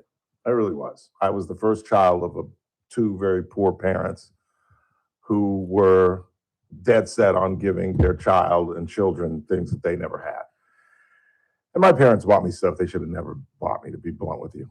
And one of them was my go-kart. Like, what the hell did a 13, 14-year-old boy need with a freaking go-kart that I never even asked for? Literally, I was like, I need a go-kart. I didn't know. My dad just gave me a go-kart. It's really cool. And it was kind of corny because it had a Gremlin body chassis to it, which lasted about a week, which kind of pissed my dad off. It was like, why don't you use the chassis? It's because, Dad, it's corny. I'm 13 years old. You know, you're 13, you think you're 23. And I'm riding around in this little Gremlin. It's so stupid. It was kind of cool, but it was a Gremlin. Like a Corvette chassis. I'd have been like, yeah, buddy, yeah. It was a Gremlin. It was all boxy, rectangular, and no, it lasted about a week. And I was the terror of the neighborhood. My parents got so many complaints because I would ride on the sidewalk. I lived on Bedford Avenue in Ladera, and it was a straight downhill block. There were two, like the first, when you come off Slauson, the first one is straight down and it evens out. And then there's a second block where I lived at the bottom, 6141 Bedford, that was down there. In fact, before I got my go-kart, our mode of travel was all of our sisters' go-kart, our big wheels. We would steal our little sister's big wheels, take the seat off of them, the back seat, and then use them as like a scooter and start at the top of the hill. And this was so incredibly dangerous. We would start at the top of the hill, almost near Slauson, go through that, and then there was a challenge to go through what we call Dead Man's Gulch. Do you know what Dead Man's Gulch was? 64th Street, which split Bedford. So there was the first section that you'd go down, and then if you had guts, you would flip the curb and cross the street. That was Dead Man's Gulch. Now, if a car is coming, you can't stop a big wheel. I don't think, did they have the little thing, the little handle? No. I think they didn't have the little handle that made it spin out when you broke. I thought it did. Maybe Well, not. maybe some did. The ones I remember did not, but No? maybe they did. Well, anyway, you couldn't stop it. Yeah. And if a car was coming, they couldn't see you because the street is about 15 yards wide. That's what we call the Dead Man's Gulch. And Kim Townsend, damn near, because he was way too big. Kim was like 6 feet tall trying to get on these things. And he was just way too big. And he damn near got clipped. And then there was the other problem of people pulling out of their driveways that you could get killed, and they would always complain to my parents. And for whatever reason, whenever there was a neighborhood issue, they came to my house. I don't know why. And I was the youngest kid in the bunch, but they always came to my damn house. Well, anyway, my parents, and again, this is the casualty of this, the casualness, I should say, the casualness of the 70s. Or maybe I just had bad parents, and I know that's not true because this was common. My parents actually let me keep a gallon of gas in the garage. Not really in the garage, just kind of outside. We had like this patio portio thing just outside of the garage door that led to a kind of an alley route where you took the trash, where I took the trash, and it had a little wall right up along it. And I was messing around with the gas in that little port area, and unbeknownst to me, I had taken the gas out to the go-kart to fill it up. And I took it back along that wall and set it back in the area that it was. What I didn't know is I left a trail of gasoline when I went that way, and I left a trail of gasoline when I went back. So now I've got the car gassed up. I'm about to go up to Parent Elementary and screw around with the go-kart because my parents absolutely forbid me to drive it on the street, although I would drive it to the elementary school. But I did primarily my driving, finally listened to my parents at Frank P. Elementary, Parent Elementary School in Ladera Heights. But before I left, I saw my sister's Barbie. So I thought it'd be fun to kind of dip it in the gas tank and light it on fire. I didn't have the gas can anymore, but I was just dipping it in the gas tank and set her hair on fire. I thought that was fun. I don't think I was a pyromaniac. And then I set her body on fire, and I thought that was fun. And then I burned myself, and I dropped the doll. And again, I had forgotten about this trail of gas that not only one way, but both ways. So it was a significant amount of gas that had leaked along this wall.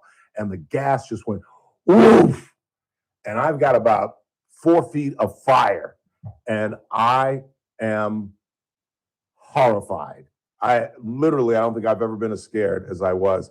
And I remember I had a hard shoe on, and I took my shoe off, and I was shoveling dirt onto the fire. And I got some of it, but I couldn't get the whole, because it's the wall wide. And here comes, oh God, damn it. I'm just going to say Mr. Smith. God, I just talked to my mother last night. Starts with a C. God dang it, whatever. Mr. Smith, the name doesn't matter because y'all don't know him. Mr. Smith comes over with his hose on his shoulder, hooks it up to our thing, puts it out in 2 seconds. Puts it out. Just as my dad is walking out, and as I've told the story, my dad just said, just go in the house. Go in the house. And he thanked Mr. Christie, Mr. Corsi, whatever, Mr. Smith. And I dodged a butt whooping because my dad came in, and I just went straight to his bedroom. And I was literally shaking like I'd just seen Jesus. I mean, I was just like, and my father was just like, just go to your room. He couldn't even discipline me. I was so freaked out. Well, that following Christmas, and this is the part of the story that I've never told, I got I think it is Christie. I got Mr. Christie a Christmas gift. And I sat it on his front door, and I just said, Mr. Christie, I can't thank you enough. Because this happened like in September, October, right when school's starting. So I said, I just can't thank you enough. I don't know what would have happened had you not noticed what was going on, had you not come to my rescue, and blah, blah, blah. And I did that for about 2-3 years. I just give him a little present. He'd always come over to the house and say hi and thank you, and just say, you know, you got a good boy there. He's an idiot, but he's a good boy. And so to wrap this thing up, my mom's on Facebook, apparently. And his daughter, who was if I was 13, 14, 6, so she's like 7 years younger than I. She's in her mid-50s. And she contacted my mother, and she goes, I know you don't remember me, but I lived across the street, and my dad helped put out a fire that your son started on the side of your house. And I just wanted to say thank you, and can I get in contact with Ralph? And my mother, being my mother, gave her my information, and then we talked this morning. And she said, you know, my dad just recently passed away. He was about 92 years old, and he was the nicest guy, kind of a heavyset guy. And he was the guy in the neighborhood who was like, let them ride their big wheels. Would y'all relax? He was just a chilly guy. That's why, I mean, it's more to the relationship than he helped me put out the fire. He was one of the nice cats in the neighborhood. And I mean, Ladera back then was like 80-85% black. I think it might even be more black than it is now. But our next door neighbors to our left was white, and Mr. Christie lived across the street. He was a white guy. And just the nicest guy in the world, just the nicest guy in the world. And I just thought it was cool that his daughter remembered that, because she, like I said, she had to be like 6 or 7 years old. But I'm telling you, dude. And I mean, this could have caught the house, because this side of the house roof was right there, and we had plants along the wall on just the other side of like there's a pathway and a wall, and then a line of floral, where if it had caught the fire, it would have caught the tree. And you know how a gas fire, and I mean the flames, I had never seen flames that high before in my life, where somehow they climbed up the wall and it just consumed the whole wall. And he just came over with his thing on his shoulder, tapped it up, calm down now. And it took a little while, you know, it's a gas fire, but zapped it out and really could have saved me, because I was 10 seconds from running in the house and calling the fire department. Had I had a cell phone in 1976, I would have called 911. I was that frightened. But I just thought that was kind of a cool story. Really nice man. A different time in America, you know, when black folks and white folks could live next door to one another. Just saying. Let's go ahead and take our final break of the day. We got some audio we got to play before we get out of here. I want to hear this stuff about Carlos Mencia. I haven't even played the audio from Donald Trump. We'll do that before we get out of here. Hopefully I'm sticking in the ground in the morning and then playing Sunday morning with Mr. Swaim and the boys, Jerry, Randy, Tommy. That's how much I've been playing with them. I almost have the entire group's names. Doyle, Randy, there are 2 Marks. Tommy's one of my favorite guys, really cool cat. I mean, tell his business, but he hits his pin more than I do. He hits his pin every shot. I see these clouds coming out of his golf cart. I was like, damn. Because you know me, I'm Mr. Subtle. I'm over here like, but Tommy's just like, whoo. You think it was a thunderstorm coming out of that damn golf cart. And it's a cool thing. He's got like this canister like thing. And you can see the oil, the liquid. You know what I'm talking about? Yeah, those are traditional vapes. Yeah, with like the bottle. Yeah. Yeah, I'm like, I can't do. I have friends who do that. I can't. I'm not a fan. why? What's the difference? No, I mean, they're just not for me. They're harsh. I just can't do it. That's what I'm saying. Every time he blows out, it's like a freaking hurricane. Yeah. It's like, God. Quick timeout, final break of the night. Keep it locked. Scott Jennings at the top of the hour, who you can see on CNN. I went back and watched that section last night where I got into it with a caller who said, my Republican credentials are questioned because I watch CNN and The View. Oh, you guys keep me in stitches. Keep me in stitches. On a Monday, I have no idea what we're doing Monday. Hopefully we talk with Manav Shah after his incredible rounds at Shinnecock Hills. He shot a 73 on the opening day, 74, and he missed the cut by 3 or maybe 4 strokes. Made a nice little 20-foot birdie putt to finish it up, though. And he's a good kid. We hope to have him on Monday. But in the meantime, we're going to come back for one more segment, wrap this thing up. Hope you have a wonderful weekend and enjoy Juneteenth. Get out and experience Juneteenth. Do something different for a change.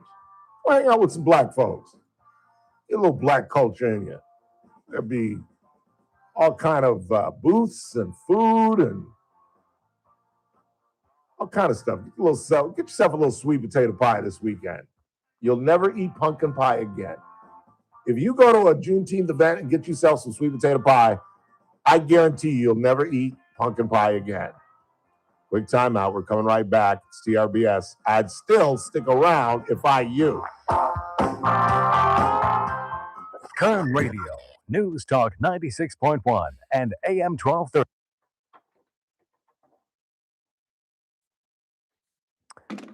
Whenever you're ready.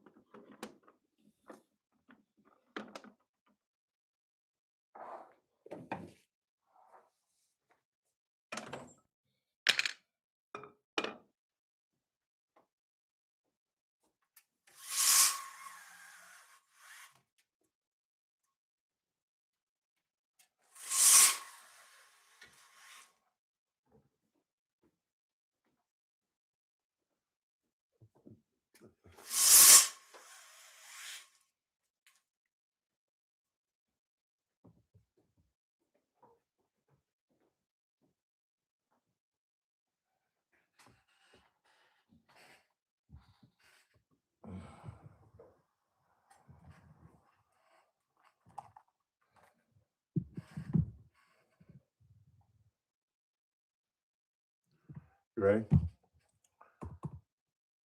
3, 2. On this day, June 19th, 1865, General Gordon Granger rolled into Galveston, Texas, and finally, after 2 years of freedom, announced that the slaves of Texas were also free. But I don't buy that. I think Texas was a rebel state. I think they knew damn well slavery was over and just didn't tell anybody. What do I do Monday? Just Manav? Manav and no, we're not gonna have Jeet, huh? Because we have him this week. So yeah, Manav.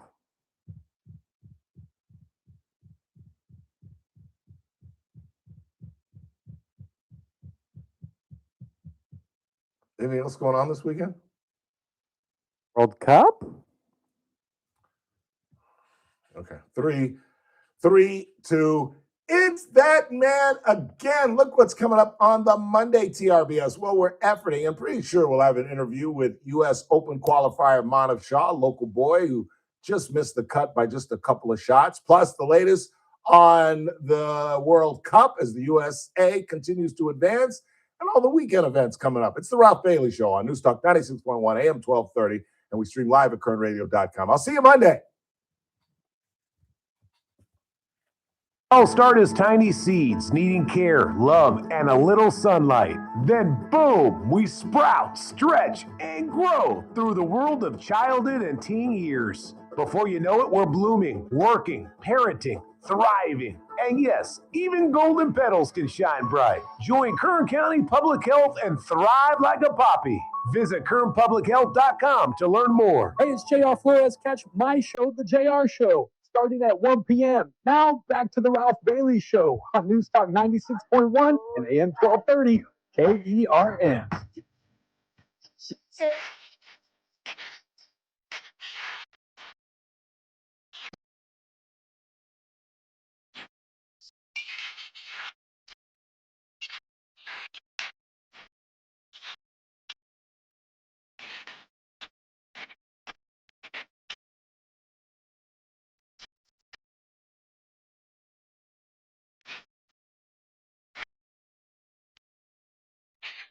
Is that after this? Is that after the stabbing? I think so. We're looking at some Carmelo Anthony video. That's where he ran into the arms of the teacher and said that he did it. And what's crazy is he ran. He ran from the murder scene to a teacher. And that's all he had to do before he shoved the knife in the kid's chest. That's all he had to do. Run. If you were fearing for your life, run. That's all he had to do. And he'd be on his way to college with a 3.7 GPA with all the world ahead of him. With all the world ahead of him. All he had to do was run. That video is going to be telling, and a lot of black folks are going to have a lot of explaining to do because that video does not describe what the parents and the supporters of Carmelo Anthony have described. And it doesn't support the parents' theory that all 21 witnesses lied, including friends of Carmelo. They are just releasing this video now. We're getting a look at it. Wow, that's Carmelo. They're arresting him right there. Wow. In the meantime, what should we play first? We've got, let's listen to Nate Holtman, the DA of Los Angeles, explain why. Hold on. Did you send me this one? I thought I did. No, I didn't. Joy Reid, Fox, and Brock's confirmation. Thank you. No, I did not. Here is the aforementioned District Attorney of Los Angeles explaining why Carlos Mencia is going to prison. Tax charges against one of California's biggest tax scofflaws, the professional comedian Carlos Mencia, who's 58 years old. Mr. Mencia has one of those distinctions that you actually don't want. He is on the California Franchise Tax Board's list of the 500 greatest tax delinquents in both personal and corporate income categories. So he's a two-category California Franchise Tax Board award winner for an award you don't want as a tax delinquent. What we have now done today is Mr. Mencia has been charged with 12 felony counts, 6 relating to his personal taxes that the tax returns he failed to file, and 6 relating to his corporate tax returns that he failed to file. In total, the amount of corporate and income that he failed to report for over 6 years between 2019 and 2024, as alleged in the charges, is $8.7 million. That translates into over $300,000 of state tax. And that, by the way, we're not even dealing with whatever federal tax obligations he may have also not complied with. Now, Mr. Mencia was someone who wasn't always a tax scofflaw. How do I know that? Because he was filing his returns before 2019. And in 2007, he actually had a comedy show. And in the comedy show, he said, "It's tax day. Maybe I'm different, but I believe taxes are a good thing." In fact, he then discussed how taxes pay for electricity. They pay for the police. They pay for the fire department. They pay for the roads. And unfortunately, the 2019 to 2024, Carlos Mencia should have listened to the 2007 Carlos Mencia, who said, "It's tax day, maybe I'm different, but I believe that taxes are a good thing." Unfortunately, during the 2019 to 2024 period, I am guessing that Mr. Mencia thought that taxes were maybe a laughing matter, but they're not a laughing matter. It's a matter of fairness, because the people who attended Mr. Mencia's shows, who paid him the money that ultimately made up his income, that ultimately made up his taxes that he then failed to report and pay, these are hard-working individuals who are paying their taxes. Yet Mr. Mencia decided, for whatever his reasons were during this time period, that he didn't want to be part of the citizenry that wanted to pay for the price of democracy and police and fire and roads and utilities. Yeah, they're going to throw the book at him. Hochman doesn't have that kind of lengthy press conference, and I almost cut it off because he got into why he gets into what he said at a show and all. Who cares? He owes the government $8.7 million, and that's just state, and they're not even dealing with his federal stuff. Oh, they're going to make an example out of him. And if they don't, I'm going to make a big deal out of it because what's our girl's name? It's just too good to be true. Oh, Lauryn Hill. Lauryn Hill went to jail. Lauryn Hill went to prison. Always Bet on Black. Wesley Snipes went to prison. Pete Rose went to prison. So if they don't make an example out of this idiot, $8.7 million, $300,000, and he doesn't have it. He's not really performing. When did you say he was last out here? That was a couple months ago. Yeah. Where did he perform? Not at the Fox. I think it was. I think it was. Was it at the Fox? I think so. Yeah, because he couldn't fill up Rob-a-Bank or whatever. It's Mechanics, whatever the hell it is.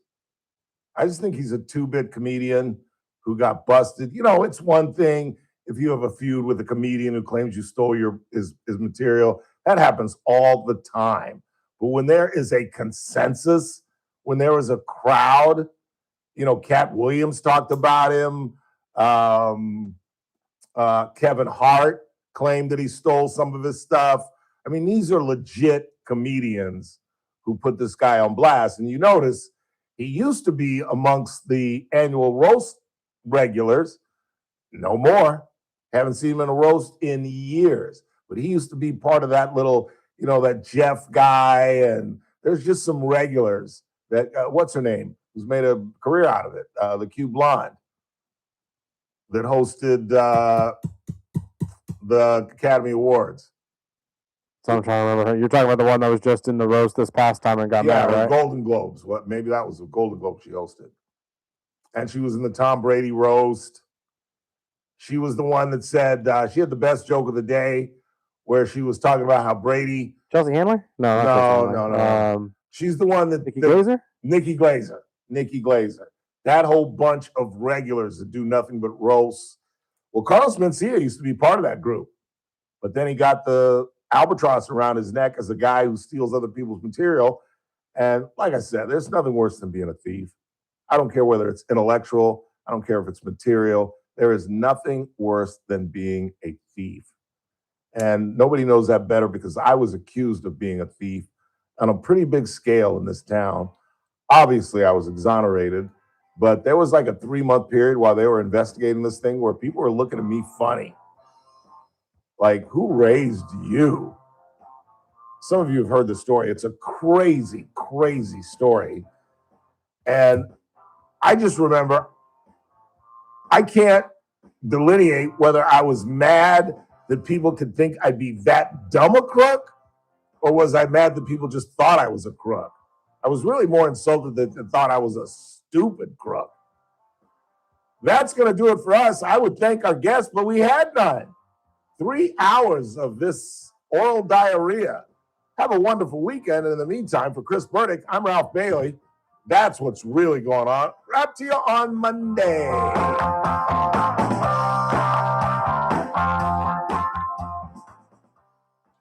Kern Radio, AM 1230, KERN. 96.1 FM, K241CI, Bakersfield, an American General Media station.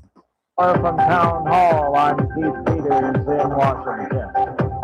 Israel and the Iran-backed Hezbollah militant group agreed to halt the heavy fighting in southern Lebanon that had threatened to unravel an interim peace agreement between the United States and Iran. Stefan Jufa, who lives in northern Israel near the border, says people there do not support a military withdrawal from southern Lebanon without the dismantling of Hezbollah first. We cannot just stop and pull out because here where we are, we need to be protected against the Hezbollah. The war started with Lebanon because Hezbollah was firing at us. This is not an Israeli initiative. So we had to find some safe room in order to defend our village. President Trump is showcasing the new Air Force One at Joint Base Andrews near Washington. The former Qatari-owned jumbo jet has the robin's egg blue exterior of the old plane with the underbelly painted navy blue with a red stripe above. The tail has a massive American